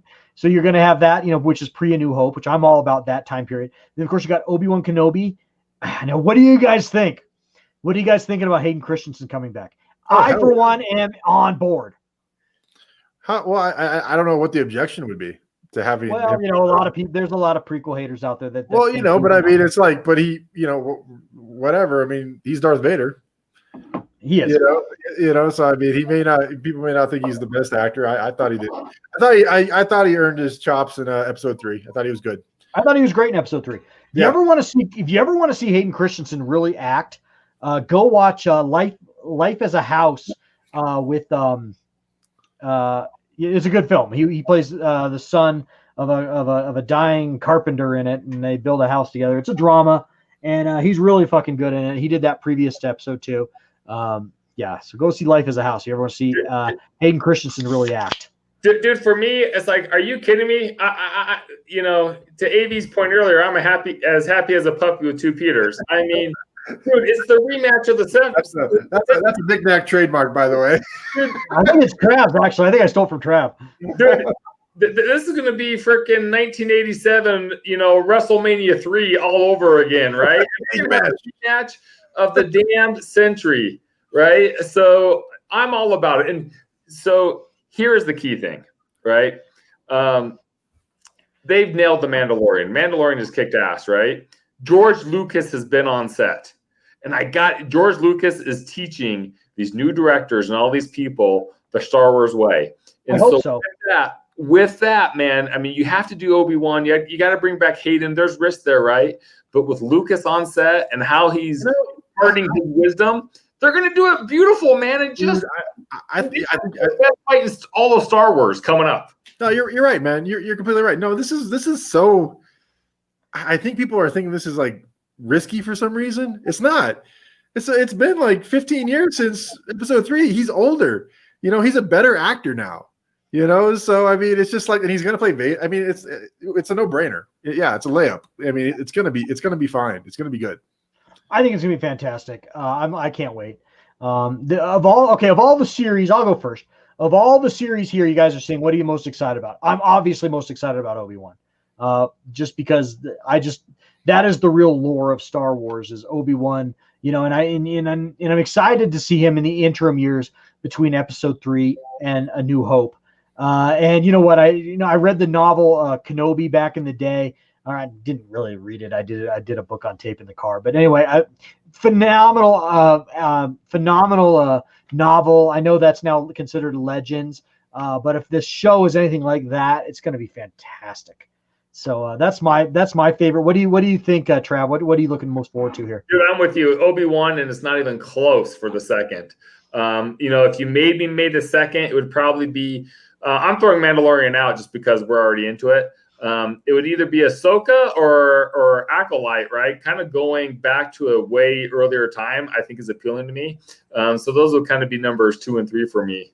A droid story looks really fascinating to me just because I've always loved, like, there's some nostalgia with the Saturday morning cartoon droids.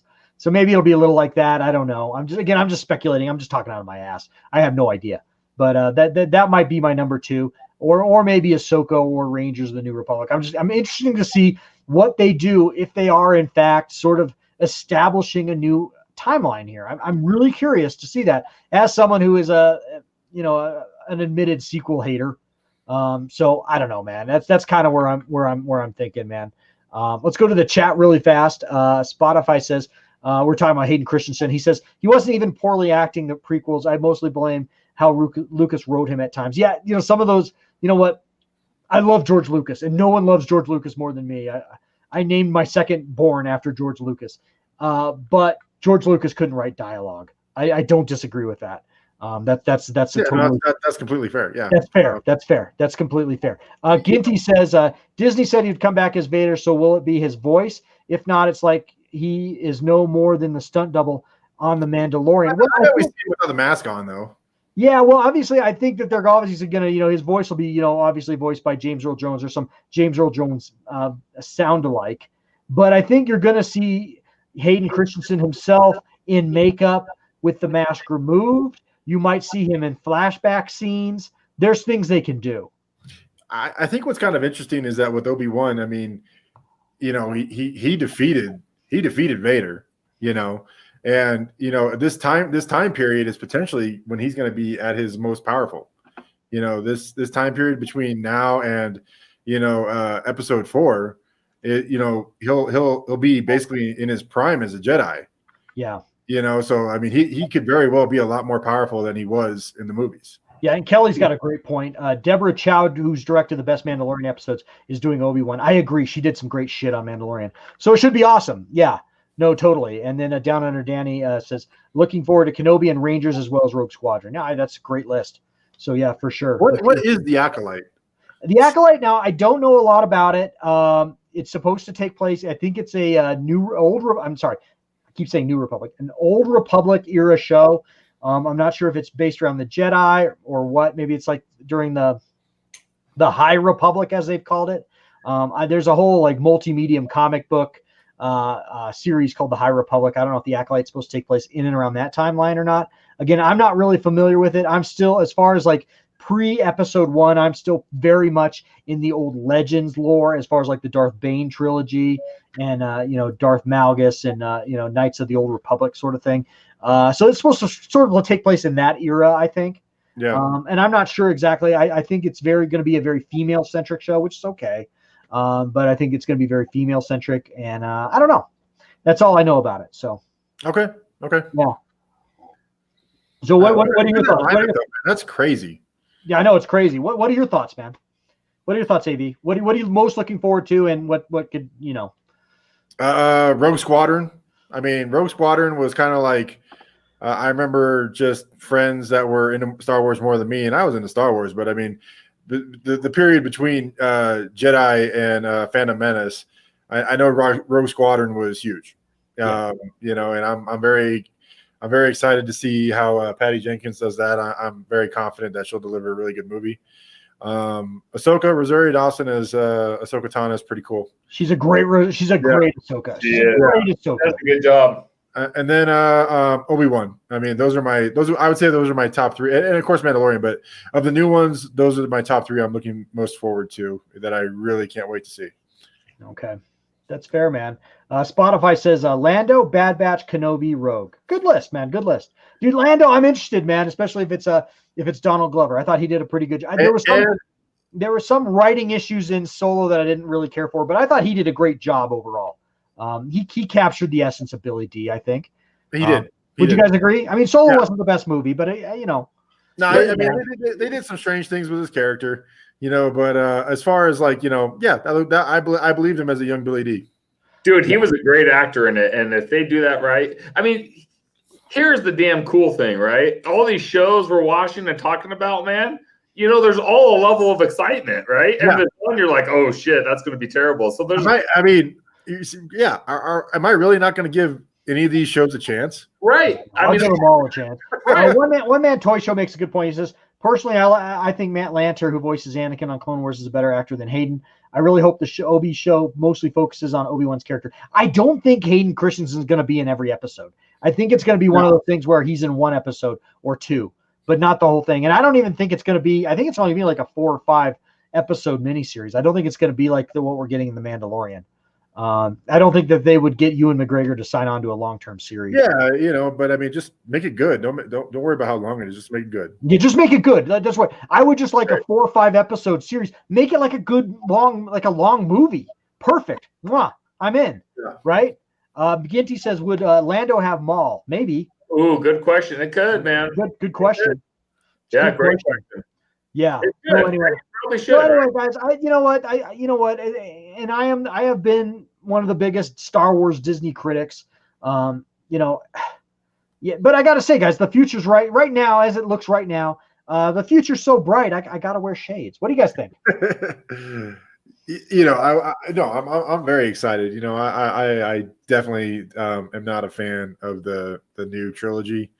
I don't dislike it to the point that you do, but yeah, it's not Star Wars, but these everything they're doing right now, it's like stuff I was interested in and it's stuff I always wanted to see. So yeah, this is a great time to be a fan, I think. Yeah. From the get-go, when Disney took over Star Wars, I remember saying I was excited about it because I was saying I don't think I've seen my favorite Star Wars film. I think that's still yet to come, right, over the next 40 years of my life. Now they got off to a very terrible and slow start to that. But I still think that line of thinking might hold true. That is so optimistic, man. I don't share that, but that is so optimistic. And this with Lucas on set, I'm optimistic about it, And so seeing all this gives me hope, man. Seeing all this gives me hope. You and I talked about this on the phone a couple days ago, Travi. I just don't think, I just don't think Star Wars is ever. And it's nothing that Disney can do. This isn't like a shot at Disney. I don't think Star Wars will ever get better for me personally than watching The Empire Strikes Back and Return of the Jedi at 8, 9, 10 years old. No, it's It time. it just can't. It's time and place. It's lightning in a bottle. There is that impressionable age that does factor in. That makes it a high bar for sure. Well, yeah, I mean, especially when it came out, there was nothing else like it. Nothing. Yeah. Yeah, there's nothing comparable. I mean, what'd you have, like Ice Pirates? At the same time, like Jedi came out, it's just like, the fuck is this shit? Compared to Jedi. Someday we should do a show. We should do a live stream about all the wannabe Star Wars that came out in the late 70s, early 80s. Yeah. Okay, that would be good. We should do a show on that at some point because there's some gold in there. Star Raiders and all that shit. Ice Pirates and Battlestar Galactica. I mean, that was the show. Yeah. Yeah, but but it redeemed itself. It redeemed itself later on. Yeah. So Spotify. I don't know if you've been around, but we have a lot of past live streams where we go round and round about episodes 7, 8, and 9. I might have similar thoughts than you. Force Awakens was okay, but for me, 8 and 9 killed it. But we have a lot of content, man. Going around about that. I don't know if we need to revamp that. I walked out of Force Awakens like I didn't love it. I walked out of the Force Awakens 5 years ago. I think it came out 5 years ago tonight, actually. I didn't walk out. I didn't walk out of it saying, "Oh God, I love that movie." Star Wars is back. Because for me, Star Wars never went away. I was a big Star Wars prequel fan. I loved the Clone Wars. Star Wars never, ever, ever, ever, ever went away. It only went away for the normies, So I walked out of that movie thinking, it was okay. It had its points. I was excited to see where they were going with it, and then of course, Last Jedi just squashed all that. But I remember AB, you liked it a lot when it first. What I was really, really jacked about was the possibility of Snoke being Darth Plagueis. And I thought that was like a very interesting storyline that they could have really elaborated on.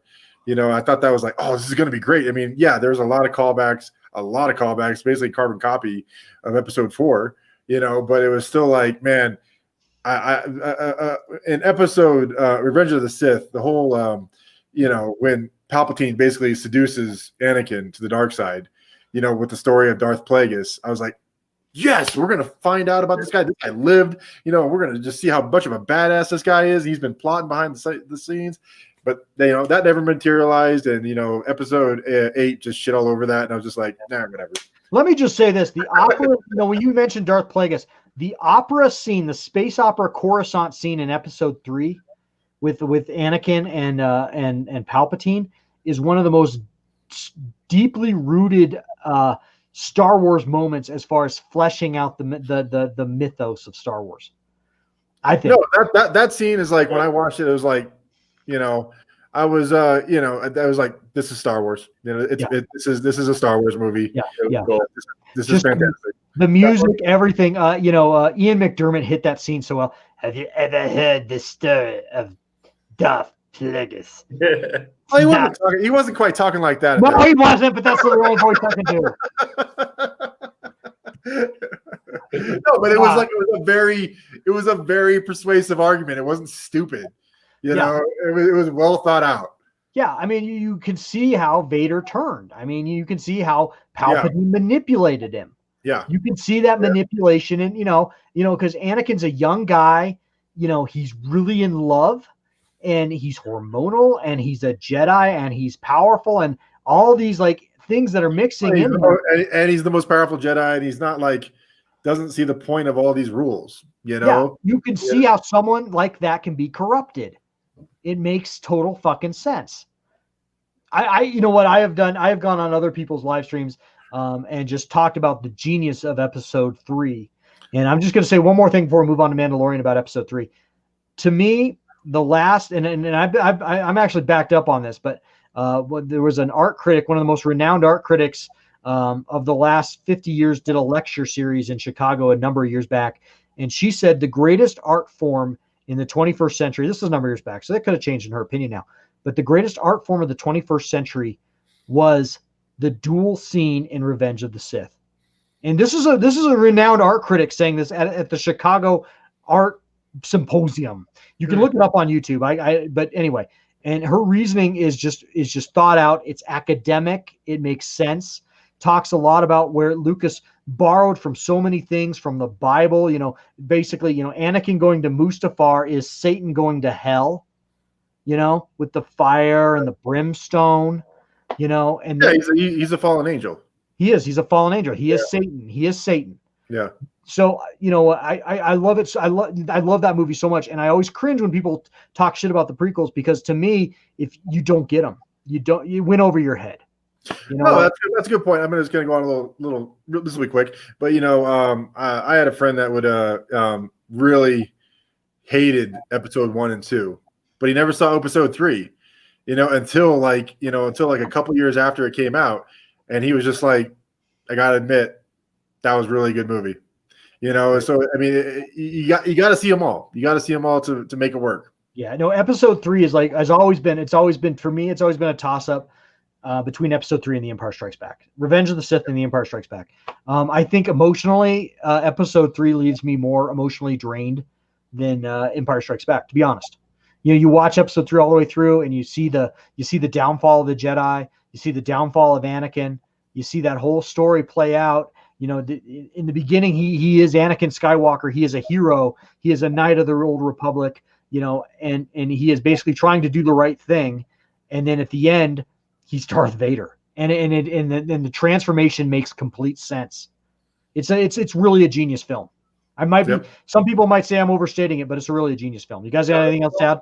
It was. No, I mean, I remember I was actually going through film school at the time, and when episode Revenge of the Sith came out, and it was just like, Lucas is a fan of history, and it's like the scenes when they're taking over the Jedi Temple is straight from Battleship Potemkin, and it's this Russian film, and just like Russian soldiers sieging the city, and it's just he knows what he's doing, and he's not perfect by any stretch, but I mean he was definitely he saved his best for last with Revenge of the Sith. For sure. All right, but I didn't mean to make that into a prequel. Sorry, I kind of went off. No, it's not your fault, dude. Dude, anytime you want to rub one off to the prequels, I'm game. But anyway, we did not mean to do that. Let's get into the Mandalorian. We got 2 episodes to cover, and then I wanted to finish up with some holiday thoughts, because this is a holiday season after all. But let's get into the Mandalorian. And God, we got a lot to cover. We got 2 episodes to cover, but these were 2 of the most notable episodes in the entire series to date. And so let me pull up my my screen here. Hopefully you guys are seeing this. You guys seeing this? Chapter 14, the tragedy. Going back to the 2 episodes ago of the Mandalorian. You guys seeing this? Yep. Okay, great. Oh, there it is. Fantastic. I can't always see it when I do a share screen. It takes me off this screen. I can't always see what I'm looking at.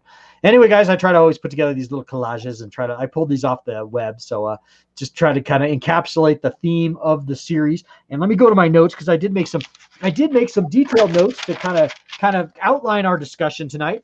By the way, we are getting into spoiler territory here. If you haven't seen the last 2 episodes of The Mandalorian and you don't want to be spoiled, leave now.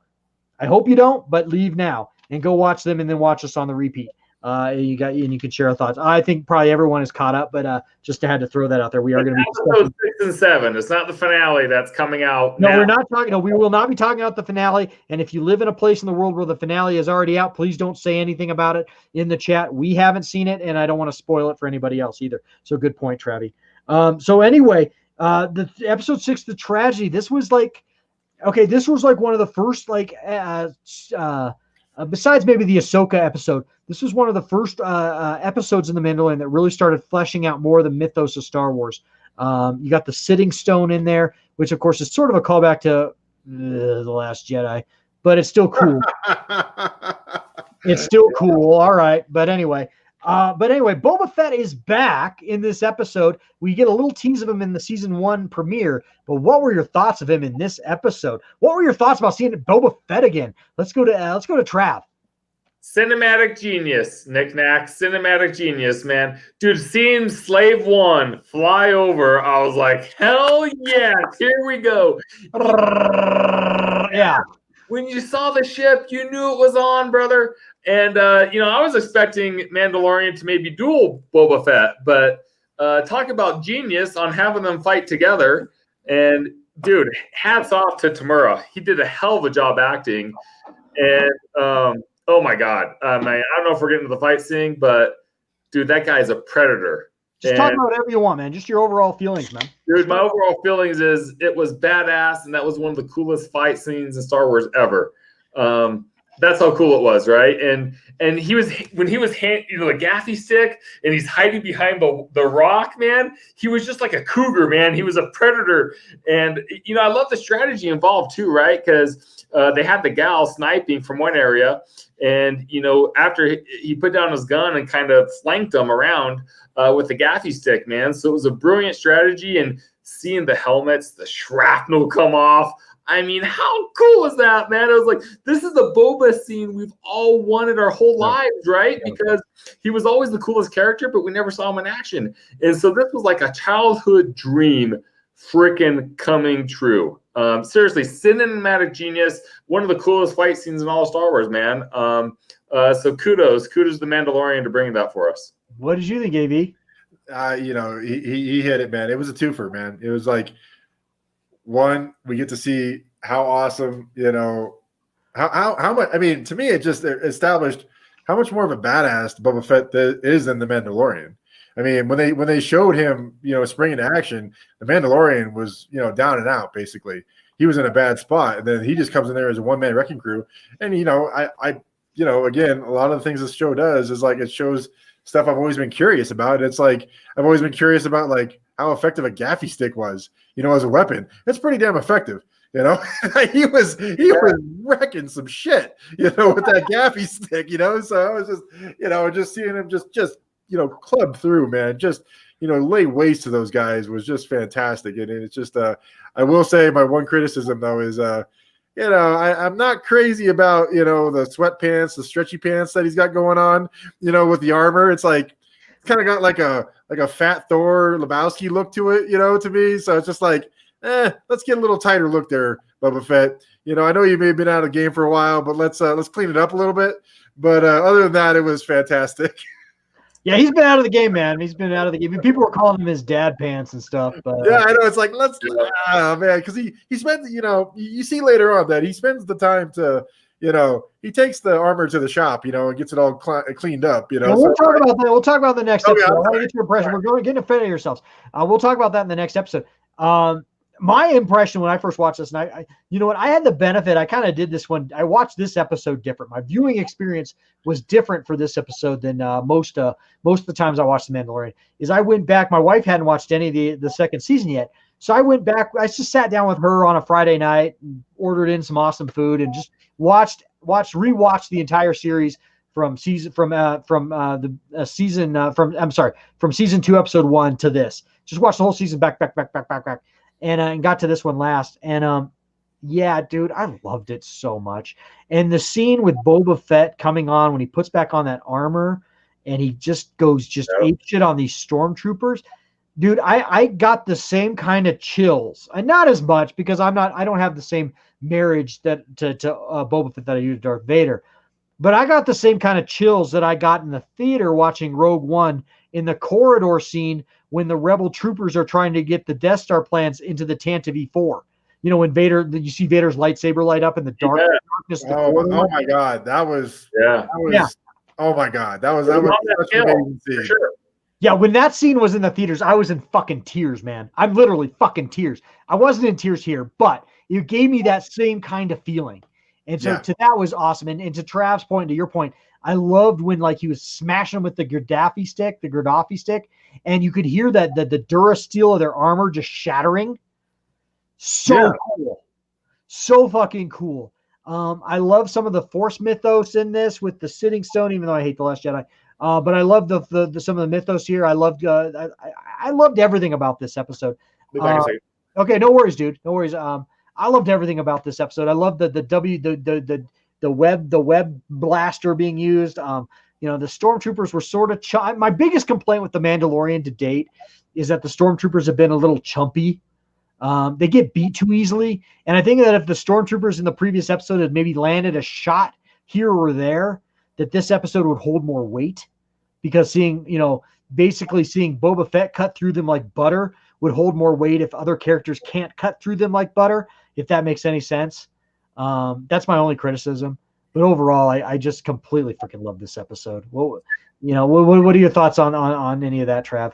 Dude, yeah, I agree. And I'll also make another comment.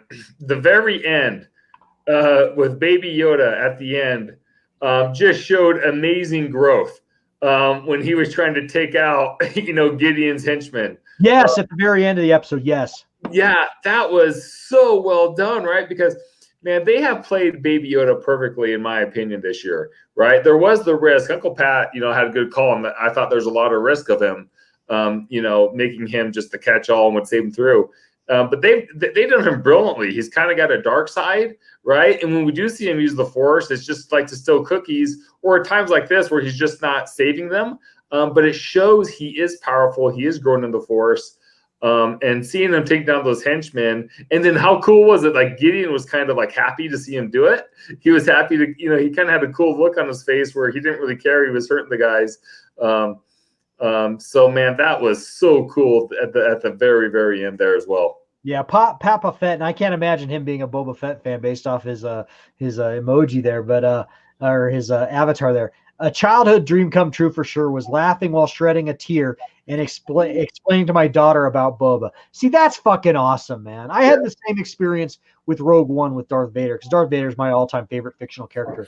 I had the same experience, so I'm so glad that like Boba Fett fans finally got their due. Because let's face it, in the original trilogy, he was sort of a background character, and in honesty, he kind of went out like a chump. Totally.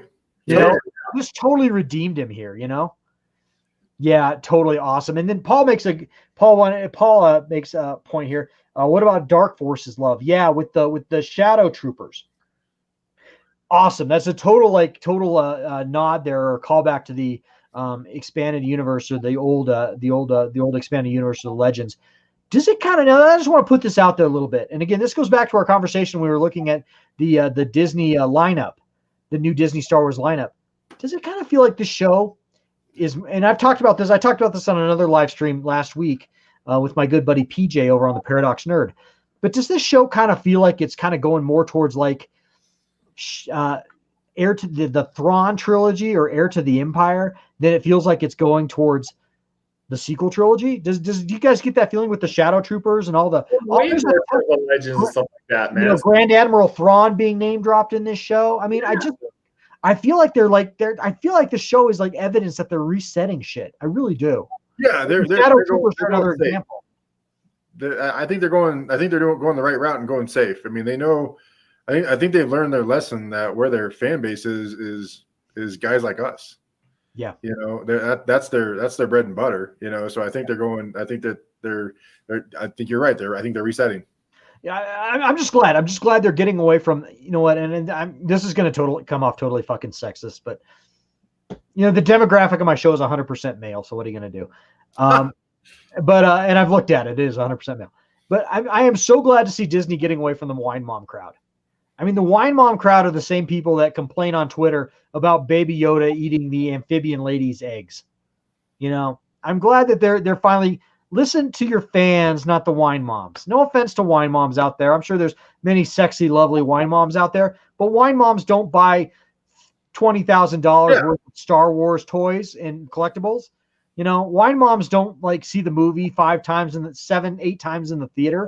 Wine moms don't rewatch the show 7-8 times on Disney Plus if it's good.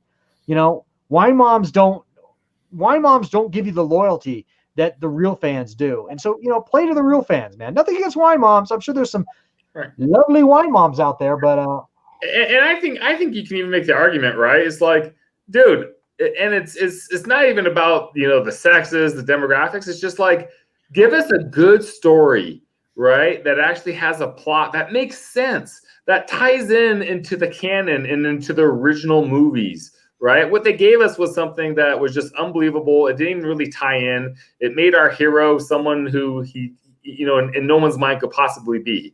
So it's just give us good storytelling that makes. Exactly. Well, I mean, not to loop back to the sequel bashing, but let's face it.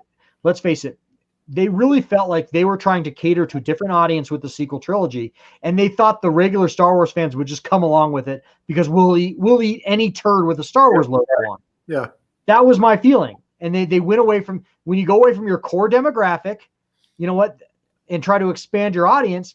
I mean, there's some rewards there, but if you don't bring along that core audience, you're gonna get it in the ass. And they got it in the ass. I mean, Solo bombed at the box office. We all know the story there. And I think, and the merchandising bombed. And I think, you know, people say that Rise of Skywalker did okay at the box office because it got over $1 billion, but you know, $1 billion for a movie anymore, when you factor in all the costs associated with making a movie, marketing a movie, especially a movie of that sort of caliber, $1 billion isn't as much money as it used to be. And, no, I don't think that. I think it's a failure to understand the landscape. I mean, it was. I think. I mean, the people they were going for were already captured by MCU. Yeah. You know. Well, just to make an MCU a metaphor there, or a comparison. You know, the last quote unquote movie in the Skywalker saga, Episode 9, should have been Endgame kind of movie. Should have made $2 billion. You know. Yeah. Yeah. You know?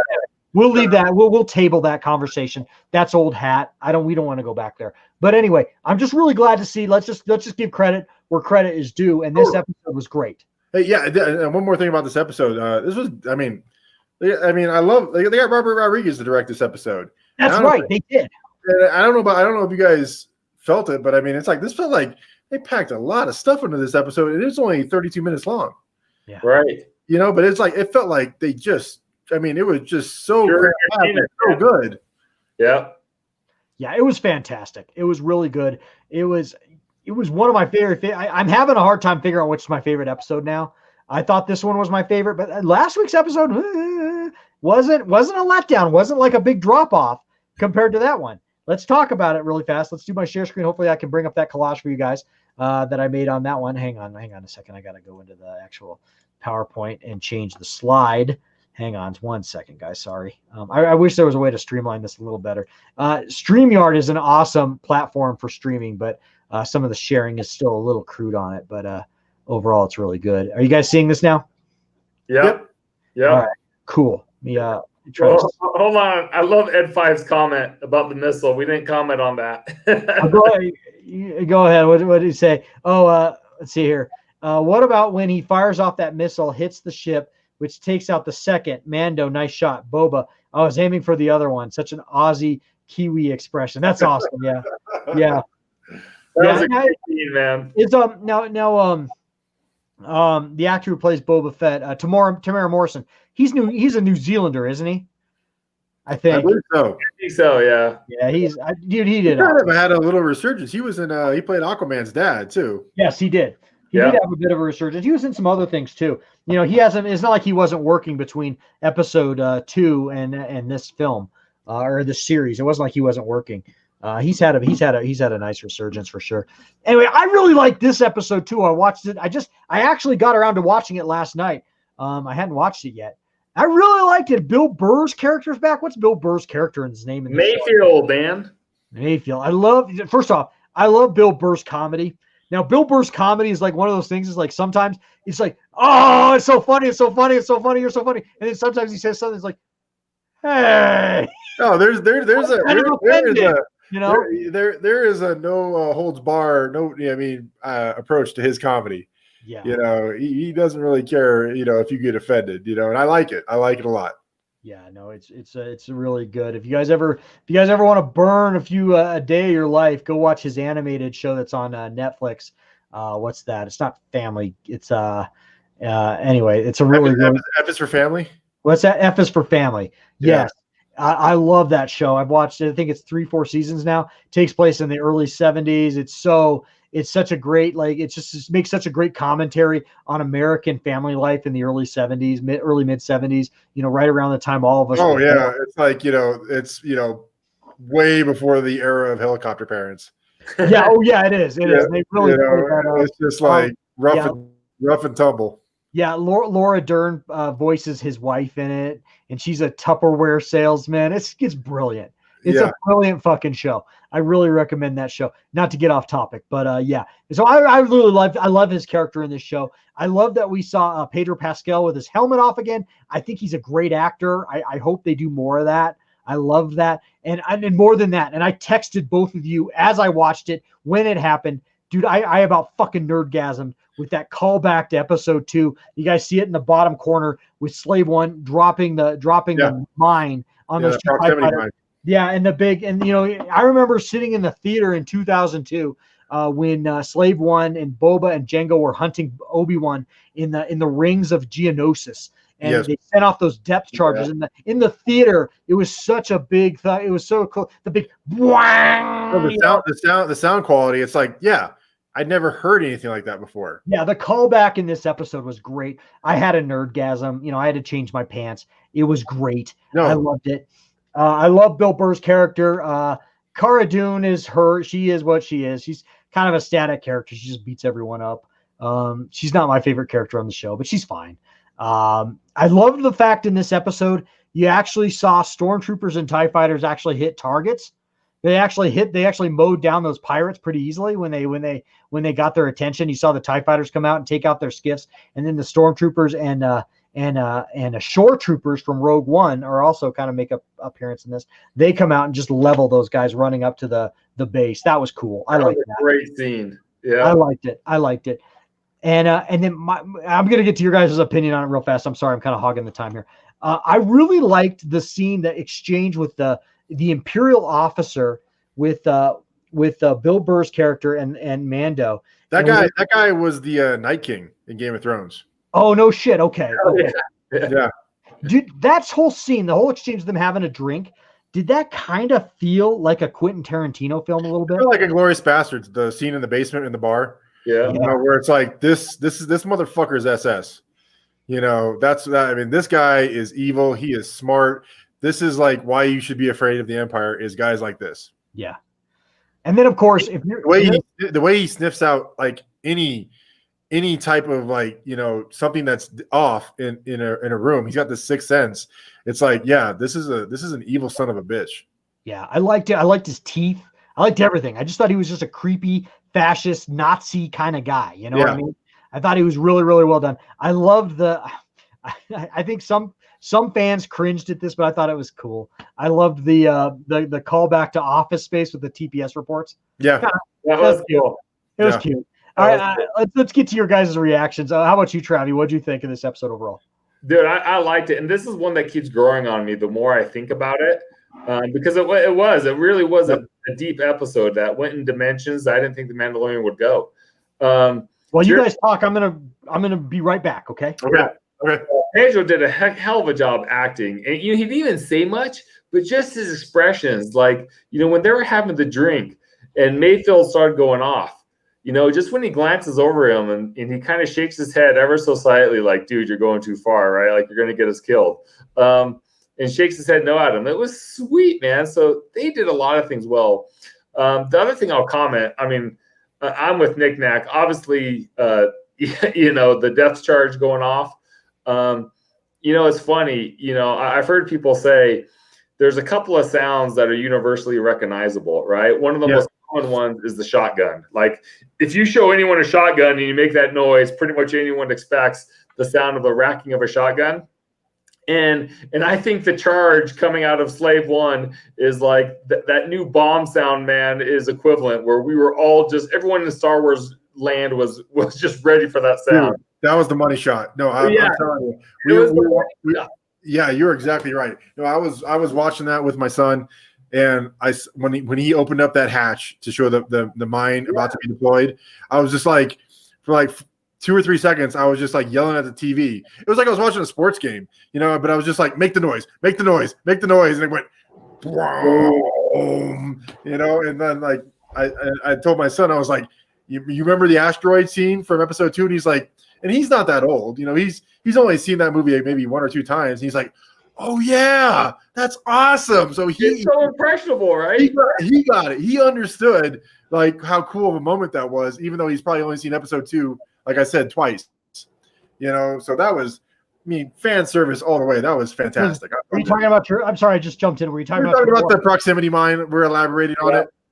We were talking about that more. The other thing to comment on that they did, I think, a dynamite scene on was the sniping of the troopers at the end. I thought that was a unique case, right? Because it wasn't the typical, to your point earlier, Knick-Knack, just cutting them through butter, head on. And if you look at any type of war history, right? I mean, snipers have changed the game of war, in modern recent times. And so it was cool to see that, man. And they did a very believable, good job of setting that up. And that was cool. That was awesome. I apologize, guys. It was like I was like Ogre from Revenge of the Nerds up there, just wouldn't end. Just this. Nerds. Ogre, you asshole. I've had too many beers tonight, man. So real fast, Brad from One Man Toy Show says, "What do you guys think of the cleaned up Boba armor? I think it looks cool. What do you guys think of that? What do you guys think? I think there was some controversy there. What do you guys think? Yeah, he's got a sweet ass paint shop on Slave One. That's all I know." Well, maybe he just cleaned it up. Maybe like buffed him or something. I don't know. Yeah, no. I mean, no. It's I think nice little touch. He's in the Mandalorian's debt. He's got basically a life debt with him because he's got that armor now. So it definitely means everything to him. So I like that they showed that how much he cares about it. That he touched it up, he polished it up, and made it all nice. Because like that's kind of the Mandalorian's currency is the armor. Yeah. What did you think before I throw this another question out? What do you think, Trev? Dude, I thought it was cool and it made sense, right? You have a guy that didn't have his armor for 5 years, right? So it just makes logical sense that, yeah, man, he wants to clean it up, and it looked badass on him. Man, are you kidding me? So I'm a fan of it, man. I'm just okay. So I'm going to play devil's advocate for a minute, and I liked it. I'm not shitting on it. I liked it, but what stopped him from doing that? So you see him in the special edition of Star Wars. When Jabba confronts Han Solo in Docking Bay 49 or whatever. In Star Wars, you see him in Empire, you see him in Jedi. He never cleans up the armor. It's always scratched up. It's always why now? Why now after all this time? Why do you guys think? Oh, I don't know. I don't. There's probably not. I think that he was without it for 5 years. Yeah. He was without it for 5 years, and he really was appreciated to get it back. Yeah, let's never fight again. I think our buddy Carl Vance took a lot of shots in it, right? I think it was in even worse shape. Yeah, I don't know. Maybe it just needed to be cleaned up because it'd been in the sand, and maybe it just was time. But yeah, what did you guys think of Bill Burr's performance from the first season to the second season? Like, I loved it. You know what? I like characters that aren't like inherently badass. I like real characters in my shows, man. Yeah. And he's not inherently badass, but he's obviously got PTSD from his time with the Empire. Yes. I thought he was like awkward and I'm talking about the first time we see him. Yeah. And almost like kind of corny villain, just like it didn't really work. It was like they didn't really know how to use Bill Burr. They wanted him in the series, but they didn't really know how to use him.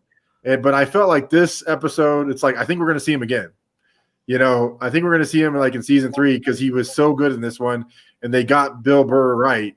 I think when we look back at this series, the conversation that he has with Mandalorian in the tank, the Juggernaut, where he's just talking about like you do what you have to do to sleep at night. Occupation, yeah.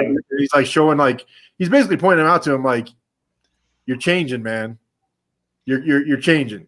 You say you live by this code, but you're moving the lines. You're moving the goalposts. And I think that's going to be. I think we're going to see that play out in the next episode, big time. Yeah. As far as like him not being a Mandalorian anymore, not being part of that fanaticism of that type of Mandalorian. Yeah. I mean, I think that's what this whole episode was about just establishing that the Mandalorian is not who he was when we first met him. Well, he's of that hyper like zealous sect. Yeah, but I mean, it's like I had notes on that. What is that called? Like he was a Children of the Guard. What was that called? I can't remember. I know you're talking about. Notes on it, but yeah. They say that in episode 2 when what he is. The Mandos that don't take off their helmet. It's a zealous sect of Mandalorian. Yeah. But I mean those days are over, man. And there's going to be a confrontation over that. Yeah, I could see that. And and Bill Burr was great. And again, like to what we were saying earlier, the scene with the Imperial officer, that was, I mean, I felt like I was watching a World War II movie. I thought that was just fantastic. And it's like this guy's, and you understand why Bill Barr thinks the way he does. And it's like you immediately at the end of the first season, his appearance, I was like, I could take him or leave him, whatever, it's okay. But now I want to see him again, and I think look at Paul's comment here. I like this. Bill Burr plays the solo scoundrel character. Oh, totally. That's exactly right. So true, man. That's a great comment. Star Wars has been missing for years. God, it nailed it, Paul. Nailed it. Yeah, I agree. I totally agree. Ginty up here says, I think he's Beskar armor cleaning hack. Leave it out in space for 40 minutes and then quick buff it and it's good as new. Yeah, it was pretty quick turnaround on that. But, I don't know, maybe he just felt it was time to clean up. I just thought it was kind of weird that, like he gets it back and he instantly cleans it up after. It was like, he walked around in it for literally years and it was all, all scratched up and stuff. But whatever, it's fine. I mean, that's a mild, like, no, it's not even a complaint for me. It's, I think it's cool that they updated him a little bit. I'm with AV though. I'd like to see him go back to more of a pilot suit or a jumpsuit as opposed to the robes. But yeah, let's get rid of that. But other than that, I love it. And and again, he's just like missing a burrito in his hand or something when he's got the turkey pants on. But again, Trav and I actually had a really good conversation on the phone that would have been worthy of this live stream this week about it. But our consensus in the phone call was, isn't it great that we're nitpicking over this shit as opposed to this, the sequel trilogy where we're like major, right? Yeah, like such small stuff. We're nitpicking over like Mandalorian wearing, fat pants versus, or I'm sorry, Boba Fett wearing fat pants. Where we're like, if it was the sequel trilogy, if it was the sequel trilogy treatment, we'd be like, I think I'm gonna sell all my Boba Fett now. Yeah, we're talking about the sprinkles on the ice cream. Mm-hmm. Yeah, we're complaining or complimenting the sprinkles as opposed to the ice cream being soft serve shit. Yeah, it's a total different game, and I love it, and I welcome it back so much. Star Wars has always been such a part of my life. If you guys can't tell, if you watch this live stream and even sometimes on my channel, I'm a big sports fan. I love my local teams a lot, and for me, it was like my local teams would always let me down. Whether it was the Broncos, my football team, or the Rockies, or the Nuggets, our basketball team, where I live in Denver, we all live in Denver, but our sports teams would let us down. But prior to 2015, Star Wars never let me down. It's like if the Broncos had a bad game and they lost, I'd pop in Empire Strikes Back and feel better instantly. And that's been gone from my life for so long. And I feel like it's coming back and I'm getting it back again. And it's a really fucking great place to be, guys. It's a really fucking great place to be. Yeah, I totally agree, man. I mean, I think the next couple of years. I mean, I'm as excited about what's going on with this stuff with this MCU as like I was like during the height of Game of Thrones. So I'm very jacked for this. I'm super excited. How excited are you guys for this last episode? Right? Let's talk a little bit about that. Yeah. In some areas of the world, that's dropped already, but let's talk a little bit about that. Just not obviously I haven't seen it, but what are your hopes for it? Yeah, I'm going to start out. We're huge in Sweden, remember? We are huge in Sweden. I don't know. I think down under Danny in Australia might have seen it already. So we don't know spoilers, nothing yet. But what are your hopes? My hope is, and I've said this before, I hope we see that Jedi that comes to the at least a tease of it that comes to the Sitting Stone. Answers the call. I hope we see that Jedi, or we're teased by it, and I hope it's the greatest. Jedi open for. I hope it's the greatest Jedi of all time, and that's the son of Skywalker. Yeah, I mean, I don't really think that. I think for some reason I'm thinking we get him in season 3. I'm saying a tease. I'm saying maybe we get a tease. A tease. You know who I'm kind of hoping it's going to be for season 2 at least, and then maybe next season, season 3. Is Mace. Give us Mace, man. Oh shit. That would be something out of left field, man. No one would see that coming. I don't know. Maybe it's just me, but that would be awesome. I would not expect that. Okay, let me just say something real fast, and I'm not trying to shit on anyone, and I'm certainly not trying to shit on your guys' opinion. But for God's sake, can someone stay dead in Star Wars?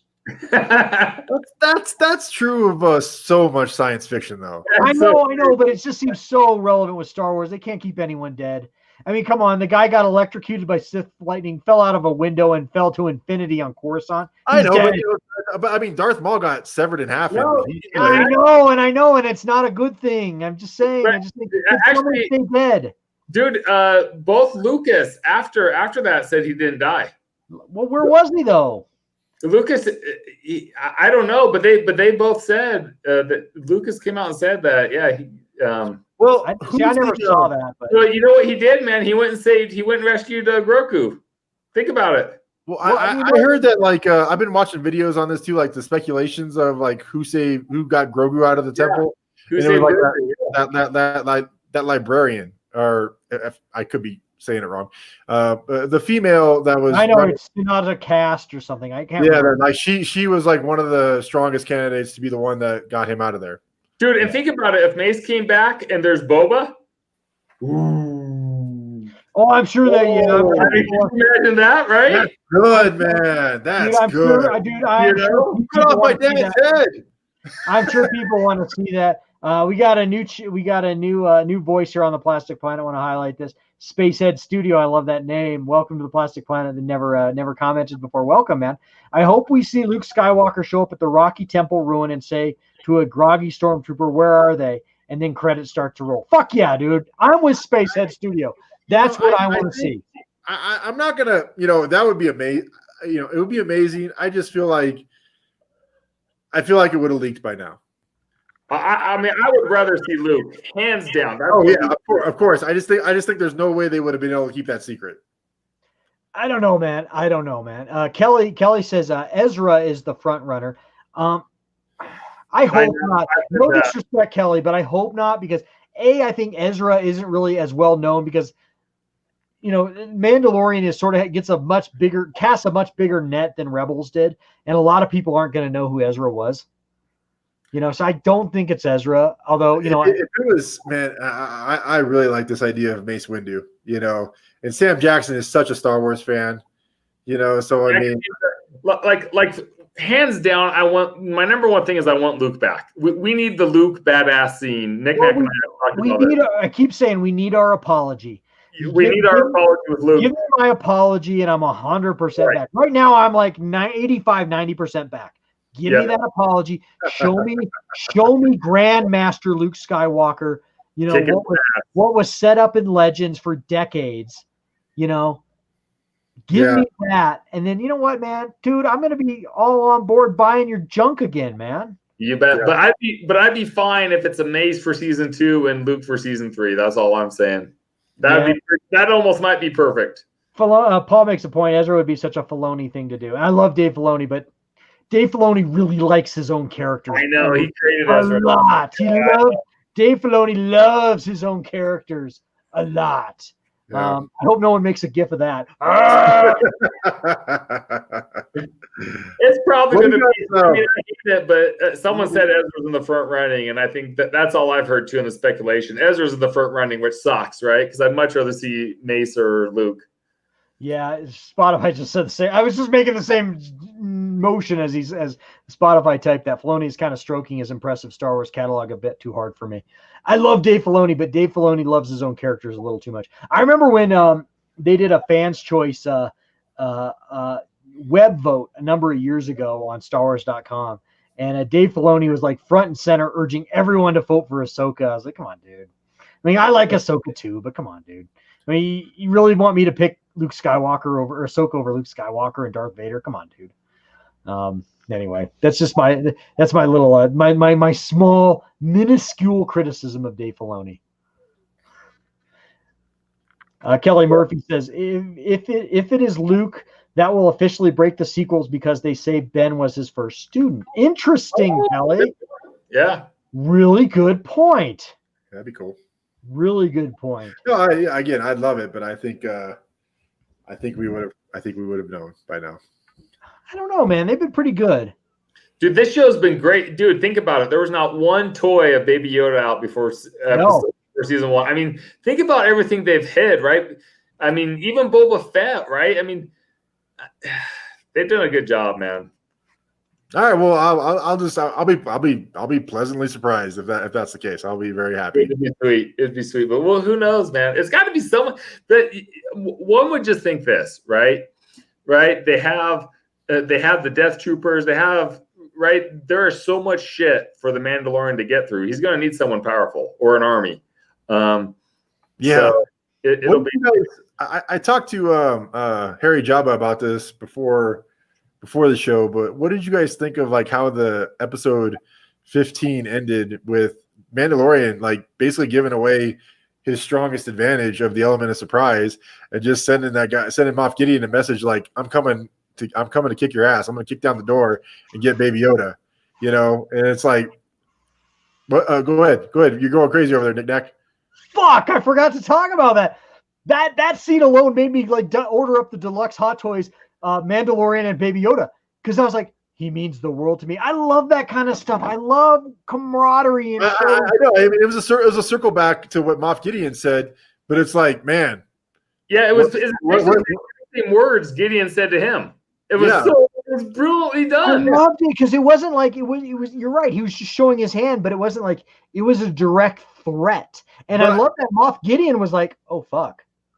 Yeah, but you saw a little bit of that arrogance. I mean, he needs to call in all the big dogs to be able to take on Moff Gideon after announcing that he's coming. I know, but I just loved how you like saw the little bit of arrogance just kind of melt off Gideon's face at the second there. You know, because he's been so arrogant the whole time. You just see that just like that air of arrogance from him, and you just kind of melt away. And with Mando with that hologram, I loved it. I did too. I just wanted to know what you guys thought about like what's coming. I don't think it hurts. I mean, I will say this. I don't think it hurts the strategy because I don't think this is anything Gideon didn't know, right? Moff knew he was probably coming after him. He's already come after him for the child once before.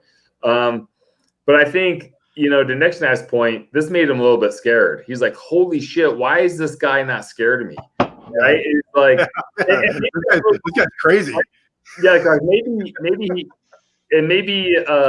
Mandalorian knows that's going to throw him off his game a little bit and force him to change his tactics. I just loved it, guys. I loved it, man. I just thought it was so damn good. Any final thoughts before we sign off on the Mandalorian and just go talk a little? We got a few minutes. So final thought is this. Here's my question to you guys. Are we now at the point with what you've seen so far with season 1 and season 2? And I know maybe this is not a fair question because season 2 hasn't ended. But is this better than Rogue One? Ooh. Man, I'm going to say... Yeah, dude, let me know what you think out there in the chat world. But I've been going back and forth. I think for me, this is past Rogue One. I've been debating this long and hard. I mean, a lot of it's going to be answered on this final episode here. But that's kind of... I mean, but this is great, right? This is the problem we have right now. Isn't this a good problem to have? It's a great problem to have, but it's at least close, right? Look at us all like him and Ha. But I think Mandalorian has become the best Disney Star Wars I've seen, man, and I think it's edged past Rogue One. Yeah, I listened to Howard Stern this morning, and him and Robin were talking about the Mandalorian. Okay. You know, and just like how much they like it, and like they're talking about just the episodes, and they sound like an old couple. You know, why I say this is because they did sound like an old couple, but they were talking about how much they liked it. You know, and I think it's definitely had a much bigger impact on the culture than Rogue One. I mean, Rogue One packed a punch. You know, for like a 2-hour movie, it hit all my buttons. You know, but this is that's a great question, man. And I think better characters, right? With you take it back from IG-11 to the Mandalorian, freaking Baby Yoda, Ahsoka. I think it has better characters. Yeah, you know, I mean, I keep on going back to like the final 30 minutes of Rogue One, and just the stakes that were at play, and just how the rebellion was just hanging by a thread, and it was just like that was so meaningful. But I'm gonna say you're right, man. This is better. The Battle of Scarif is close. It's close to me. The Battle of Scarif is so badass. Yeah. Okay. I'm gonna bite. Yeah, I had to marinate on this a little bit, man. Had to pour a beer, marinate. Guys, Mandalorian's getting damn close. It's getting damn close. They're like neck and neck right now. And Mandalorian is probably gonna pass it. But to me, there's two things you just don't get past. Number one, the emotion that I had seeing Rogue One when Darth Vader, and I mentioned this earlier in the stream, when Darth Vader just, that red lightsaber lit up and he just started just killing all those guys in that corridor. They were trying to the desperation of trying to get those Death Star plans onto the Tantive V4 and just watching Vader just cut through them like butter. Guys, I had tears in my eyes. It was like the greatest Star Wars moment I had since 1983. And that's that's really hard to top. Is basically, these guys handing off this disc, while they're getting cut down. It's like the entire universe is at stake. Yeah, the Death Star, the entire universe. Yeah, I just don't know. You just can't beat that yet. And then there was also the emotional aspect of Rogue One and the timing of Rogue One. I saw it twice in the theaters, which was, I would have saw it more, but I saw it twice in the theaters. And I saw it once prior to it and then after. But seeing Princess Leia after Carrie Fisher passed was very emotional. Sure. And that was, to me, that was just, and I thought they did the CG pretty well. I know that they've done like deep fakes on it on YouTube that actually look better than what Lucasfilm did. Right. But, and seeing Tarkin again in live action, I thought they did very well, very tastefully done. That got some criticism, which is bullshit, but I thought it was tastefully done. And it had, of course, the consent of Peter Cushing's estate. Tastefully done, well done. It hasn't surpassed it yet, is what I'm saying. One thing that I loved about Rogue One, and, we could talk a show about Rogue One. I loved about Rogue One was the fact that for the first time, besides maybe the opening scene in A New Hope, when the stormtroopers break through the shield door and like totally just kill all those rebel soldiers, you actually see the Empire land punches. I hate when the Empire doesn't land punches. And you saw in Rogue One, the Empire land a lot of punches. And the truth is that what it took to steal those Death Star plans resulted in every single main character dying. That's why Rogue One is powerful to me. And that's what makes Rogue One, of all the Disney Star Wars, so powerful, in that, unlike any other Disney product that's come since or before, Rogue One actually made A New Hope, the original Star Wars, better. It made it better. Because when Luke Skywalker lands that kill shot on the Death Star, fires those proton torpedoes down that fucking exhaust port, you know why that weakness was there. You know how the rebels got it. You know the sacrifices that were made to get those plans to the rebellion so Luke Skywalker would know where to land that kill shot. It's big. It's big. It's as big as the franchise itself. Mando's awesome. I love Mando. It's not quite there yet. No, that was a good argument. It's good points. Yeah, I'll just sum it up as I think as far as the storyline and some of the things you're saying are definitely extremely valid. For me, what just brings it home is the characters. I just think and I love the characters in Rogue One, right? I mean, look at like there again, like what we're arguing over, right? This is a great place to argue. Right. It's just like we're nitpicking. Yeah. Travi, this reminds me of us hanging out in your driveway in 1996 before the prequels came out and arguing about Star Wars. Right. We all loved it, but we were just arguing over, aesthetics. Right. It's like the nitpicky stuff, right? You know? So it's cool, right? Like maybe Rogue One has a very better storyline in my end, even though this is a kick-ass storyline. But I like the characters better in this one, even though I like the characters in Rogue One, right? So, but dude, it's cool, right? But we'll see, right? If Luke shows up, I know where you're going to swing, right? I'm not saying, guys. I am not saying that I can't swing here, man. Yeah. And for me, if Nate shows up, even it's a no-brainer. I'm just saying I love Rogue One, dude, but I'm a dirty little Star Wars whore right now. I can go the other direction. Yeah. Let's go to the chat. Some people had some really good points in the chat real fast. Paul says Mando is culturally more important, but man, Rogue One expanded the idea of the force of the wills. Damn good point. Do you guys? I got so choked up in Rogue One too. God, I wish I could remember those characters' names. But when the blind character, or no, the not the blind character, but the guy with the big Gatling gun. Yeah. You know. Knick-Knack? Oh, he froze. Uh-oh. But I know what he's about to say though. I mean, just how he fell in love with all his characters. It was, they were good, but I think why I like Mando more is just I'm more accustomed to these long story arcs with how TV is currently constructed. Yeah. So I think that's why I veer towards Mandalorian. But Rogue One definitely packed a punch. I loved it. It did. And I mean, the cool stuff, man, is, I mean, you look at the chats, right? Some people Rogue One, some people Mando, man. Yeah.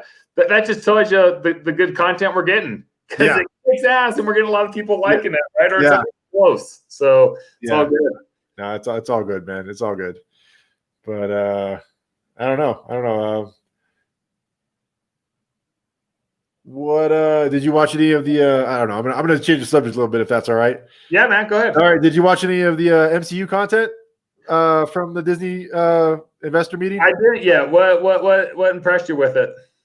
Well, I'm just really excited for all the shows that are coming out. WandaVision coming out in January. I'm excited about that. That looks really original. Falcon and Winter Soldier looks good. That comes out in March. Loki comes out in May. I mean, they got all of the cast members back to do these long shows, from the MCU. And then I think what I was most surprised by was the show What If. Did you ever read the comic book for that? No, I didn't. Okay. Well, it's kind of like if you watch Guardians of the Galaxy, there's these characters that make brief cameos called the Watchers, and they watch. They never interact, but they always watch, and they watch through multiple dimensions.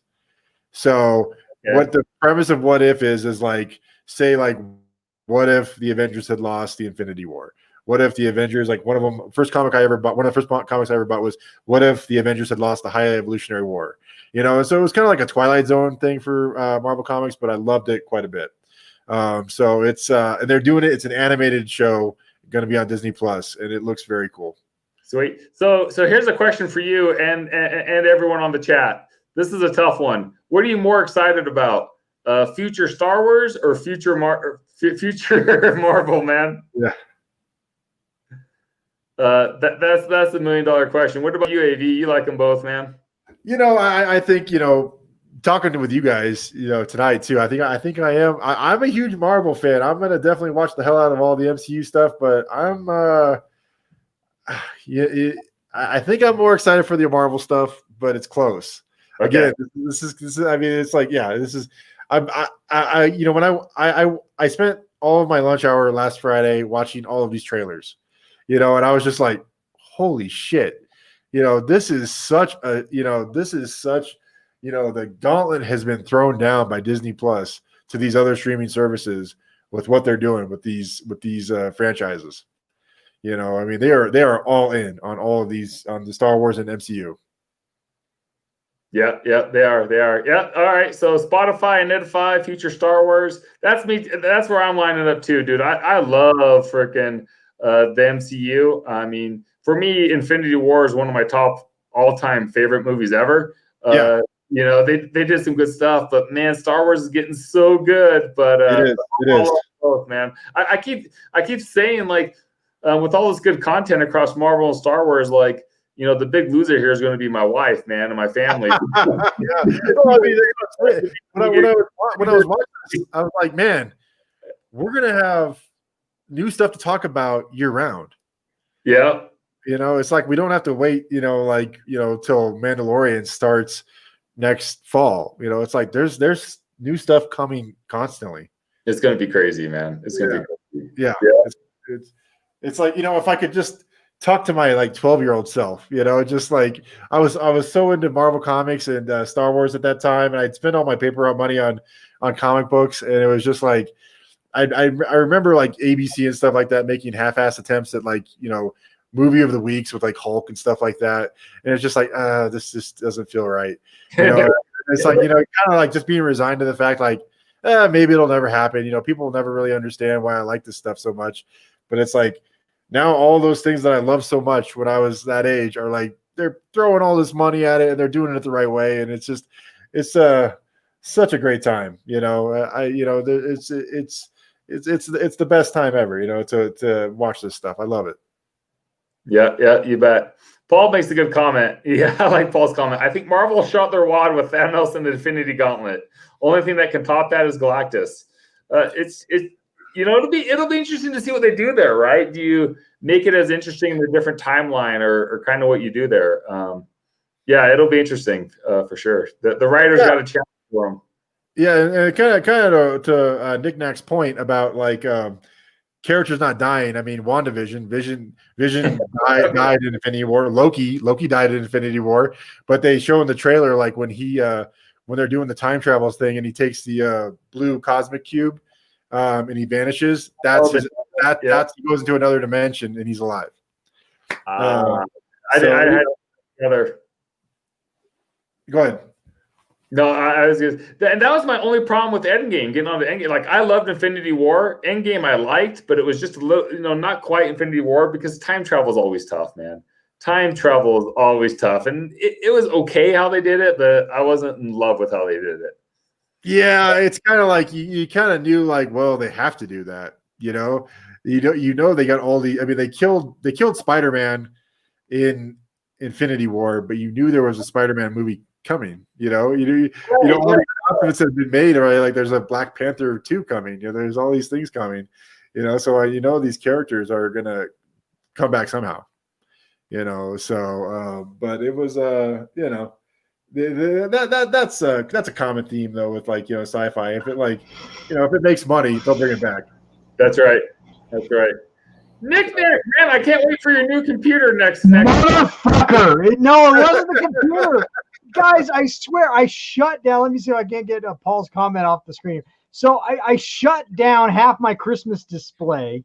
And you know what? If any moisture gets in those lines, it breaks the tripper. And I swear, guys, it only happens when I'm on live streams. Like I left the Christmas display on until 2 a.m. last night. Was down here, hanging out, watching Dukes of Hazzard on the TV, looking at naked ladies on the computer. No issues. I'm doing a live stream and it just dies. The whole basement went dark. I'm like, son of a bitch. My kid, my oldest comes down, like, Dad, you're off your live stream. I'm like, no shit, dude.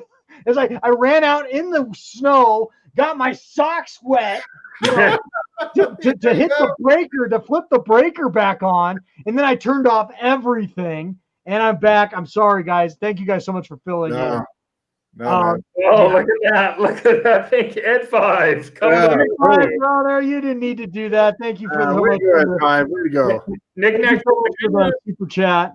The good news with the new computer is it'll boot when that does happen in the future. It'll boot up twice as fast. Yeah, I know. I got a new computer coming. I did order a new computer. Now that I'm over 1,000 subs, it's time to get the Plastic Planet a little more modernized. I have been doing all my videos on a 4 gigabyte RAM hard drive computer. Tiny. It's a tiny HP 2-in-1. If you guys can see it over there, that's where I do all my editing on. And I've been doing this live stream on another computer, but this one only has 8 gigabytes. So I'll be upgrading to a 16 gigabyte brand new HP after Christmas. Very excited for that. It's going to make my life a lot easier with the Plastic Planet. And I think taking down my Christmas decorations will also make it easy. If you guys watch my channel, I got a shitload of Christmas decorations. And like I said, man, a little bit of moisture. It's kind of melty out there right now with the snow. A little bit of moisture gets in those lines and it breaks the tripper. So everything's turned off right now. It should be fine. I actually turned off half of them tonight thinking I'd be okay. And it only happens when I'm on a live stream. I swear to God. It's all right, man. I do like One Man Toy Show's comment there where it says AV. It's such a weird feeling that Marvel is so mainstream now. I remember the old days when nobody cared about comics. While you were gone, Knick-Knack, I was kind of talking about just like if I could talk to my 12-year-old self basically about all the content that is being made now, and just like how at that time, like I was so into Marvel and Star Wars, and like a lot of people didn't understand it. I remember like one time I gave like a presentation in one of my classes in 7th grade, and I was like on Norse gods, and I had like Thor and Loki, pictures of Thor and Loki from Marvel Comics in there, and like half the other boys in the room in the class are wearing like Iron Maiden shirts. Like, what the fuck is this shit? So it's just like kind of like having the last laugh now. It's like, yeah, this is what's ruling the entertainment world now is this stuff. It's great. Man, that's awesome. It is. It's all mainstream now. It's like, yeah, I get that. Just a couple of years ago, I remember with collecting, I remember when I was first dating my wife, and I mentioned this before, with collecting, I lived in a basement. I lived in Travi's townhome basement, and I had all these like Star Wars ships hung from the ceiling and shit. And, that stuff was, like, I think it's more accepted now than it was back then. Oh, totally. It's definitely. Yeah, for sure. Mara Jade, welcome to the channel. I love that your emoji, whatever that is, avatar thing there. I love that, Mara Jade. Awesome. So welcome to the channel. Let's see here. Paul says, reminds me of that scene in Christmas Vacation when they had the auxiliary power. It was just like that, dude. I had to go literally out in the snow and hit my tripper, my breaker. So anyway, again, Mara Jade, thank you. Welcome. Glad to have you. So anyway, well, let's just, Trav stepped out for just a second, but let's move on to our last topic tonight, and hopefully we get this in before my breaker goes again. I don't think it will. The whole display is turned off. God, that sucked. But anyway, hopefully this is the last time that happens, because next time we do a live stream, my Christmas decorations will not be up anymore, and it shouldn't be a hazard. But let's talk a little Christmas, because it's Christmas season. I love the holiday season, and what goes better with toys than Christmas? And I'm going to start with you, AV, if you don't mind, if I can put you on the spot. Dude, do you have a really good Christmas memory, and what's the best thing you ever got for Christmas? Man, I think the best thing I ever got for Christmas was an Atari. Probably an Atari when I was like, we were living in Oregon, and I think I was 5 or 6. And I thought, we had some friends. We had really good friends. We moved from the Bay Area, and they drove up to Oregon to spend Christmas with us. And I thought the Atari was for their son David, who was a couple years older than me. And so I got up early that morning, and I saw it there, and I was just kind of like heartbroken, like, oh, that's for David, that's not for me, It's like I could tell. And then like my parents told me it was for me, so I was like, and then we drove like 2 hours to Portland, and we had to get a special power adapter for it, but it was just like I was just so jacked, like for like 3 days, just playing that thing, so that was probably it. As far as like the kind of the sweet spot when Christmas is really magical, and getting something like that you didn't expect you were going to get that was pretty cool. Yeah. How about you, Travis? You got any Christmas memories? Best thing you ever got for Christmas? Yeah, man, I got a good one. So when I was younger, my dad was always really handy. He could build stuff. It's really quite sad that I didn't pick up on any of those qualities. A couple months before Christmas, right, he started working on this big wooden project and stuff like that. Me and my brother were pretty young. He's like, Dad, what are you working on? He's like, oh, I'm building myself a big new desk to work on, Oh, okay, cool. And he just kind of put it in the corner, so we never mess with it, right? It was just a big old desk he's building on, And sure enough, on Christmas, man, he built us a kick-ass train set. And so that was the base. And then so Christmas morning, man, it was like this train that went all the way through, had a tunnel and all this stuff, man. And so oh my God. It was absolutely dynamite, man. It was so cool, and it was well hidden from us. So it was awesome. That is cool, man. Yeah, my dad built me a nice train set for my birthday one year. AV, you might have been at that birthday party actually, and I got that train set. He told me it was shelves, but it was a big train set. It was really cool. But anyway, this is my best Christmas memory here. This is little Knick-Knack here with my Kenner Millennium Falcon. I've showed this picture off a few times before, but There I am with my Denver Broncos robe and my Dallas Cowboy pajamas. That is so sweet. Are you kidding me? Yeah, we lived in Montana at the time, so half the people in Great Falls, Montana, were Cowboy fans. Half people were Bronco fans, so we split it up. But of course, I became a Bronco fan. But anyway, there is me with my brand new shiny Kenner Millennium Falcon, Christmas of 1981, I want to say. Yeah, so that's pretty fucking epic. So that's my favorite Christmas memory right there with my big old head there. But anyway, there's little Knick-Knack and his Millennium Falcon. So yeah, that's my big Christmas memory, and I hope all you guys have a great Christmas as well. We are almost at the 2-hour and 40-minute mark. It's probably time to wrap this up, and hopefully my tripper doesn't break, my breaker doesn't go off again, so I can end this live stream. I swear we will not have we've had 2 technical difficulties 2 weeks in a row. This week was much more minor comparatively, but we will not have those again, I assure you. Once my Christmas decorations are down and I have a new computer. So rest assured, things are going to get better here. Anyway, I want to thank you guys. We had a great live stream tonight. We kept an audience pretty consistent throughout the whole thing. The chat was amazing. You guys were awesome. Really awesome to have all these new people in the chat tonight. Really appreciated everyone. Yeah. We had a lot of new participation, and that's what we want. We want to keep growing this channel. And so if you came in here and found this, please give it a like. And if you're not a subscriber, please consider subscribing. But guys, thank you guys so much to everyone in the chat. Of course, all of our all the super subscribers that showed up in the chat tonight. One Man Toy Show wasn't here tonight. One of my favorite Christmas memories was getting Jetfire. Yes. Yeah. One of the few Transformers I ever got. That's a great Transformer to have. So yeah, great Christmas memories. And thank you for the subscription, Mara Jade. I appreciate it. Thank you so much. I appreciate it. We're we grow slow. I'm going to borrow a quote from my good friend Rob Banks at the Red Cup Review. We grow slow on this channel, but we grow strong. So thank you guys so much. And I try to keep a very level-headed YouTube channel. This is a no shill zone. Anything I talk about on this channel is something I buy because I loved myself and I wanted to buy it for myself, and I'm just sharing it with you guys because I'm a fellow collector just like you guys. I don't get money from companies. I don't get free samples from companies. Everything here is as organic as like lettuce from Whole Foods, so anyway, yeah, it's collector talk without any harsh preservatives or pesticides. So anyway, that's just being stupid. But anyway, Paul got an AT-AT in '83. That was a key score to get, man. The AT-AT. Yeah, I think I got my AT-AT in '83 too. Actually, yeah, I think I did, man. That is solid. Papa Fett says, "Merry Christmas, guys." Yeah, Merry Christmas, everybody. Merry Christmas. I know it's been a rough year for a lot of people, but I hope everyone has a really great holiday season. This is the last live stream we're going to have before now in the new year. So I really appreciate you guys so much. When I say you guys, I mean everyone who watches my channel, and of course my great panel. And I wish Uncle Pat could have been here tonight, but we wish Uncle Pat a big Merry Christmas as well. But I miss you, AV and Travi. Merry Christmas to you and yours. So yeah, happy holidays, guys. Any final thoughts there? Let's go to final thoughts and let's sign off before we hit the 3-hour mark. It's kind of getting ridiculous. Although we're having a great time here. So this is no complaints, but let's go to Travi. Any final thoughts here tonight? Dude, I'm just can't freaking wait for this next episode. So yeah. Enjoy.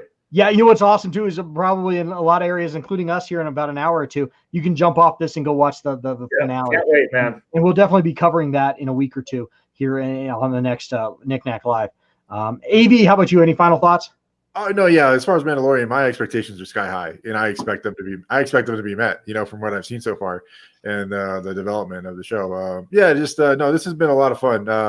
I joined you guys probably about the summertime, and during this whole pandemic, I was telling you guys before the show, this has been a really nice way to socialize, and just kind of try to keep things, have like some, normal moments.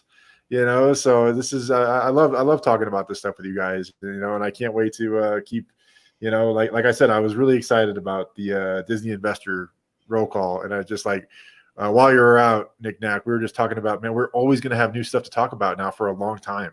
It's so exciting. I know you guys aren't into MCU as much as I am, but it's like there's always going to be something new to look forward to, and it's just like I'm awesome. Can't wait. Thank you. Thank you again, Ed Five Man. You're being too generous tonight, brother. But I appreciate the super chats. Thank you guys. Thank you so much, down under Danny. I appreciate you, brother.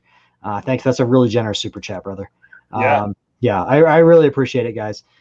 Anyway, guys, I just final thoughts from me. Merry Christmas, like I said, and I just appreciate you guys so much and all my subscribers so much. You guys make this channel, and this is the 4th year of me doing this on YouTube, and it's been a blast. And I'm so stoked that like to piggyback off what you just said, AV. So stoked we're gonna have a lot of more content to talk about. And I don't want to just talk about Star Wars on this channel. I want to talk about a lot more than Star Wars after the Mandalorian ends. But so we got some great content coming up for you guys as far as live streaming goes. And guys, I'm always buying more plastic shit. So it's gonna be a great 2021. I think that's just what I want to say. It's gonna be a great 2021. And I hope it's really great 2021 for all of you out there as well. That's really important. If you're struggling with work or whatever because of the events of the pandemic, I know you'll get back to things in 2021, and it's going to be a great year for everybody. I really do hope so. That's my Christmas wish for all you guys out there, is for a great, prosperous 2021. So love you guys so much. And let's just I think I don't know what else to say. Let's just put a capper on it like there. Again, thank you guys so much for my panel, AV and Travi. Thank you guys so much. Thank you guys again in the chat, everyone. All my usual guys in here. Thank you guys so much. I love you guys so much. And thank you so much to the new people showing up tonight too. Really appreciate it as well. Anyway, guys, that's gonna wrap things up here on the Plastic Planet. Please like, share, comment. Please do subscribe. And guys, life is so very short. So get out there and feel it. Fill it with some plastic crap. All right, guys. Later. Love you. Peace out, everyone. Great live stream. Later. Love you. Bye.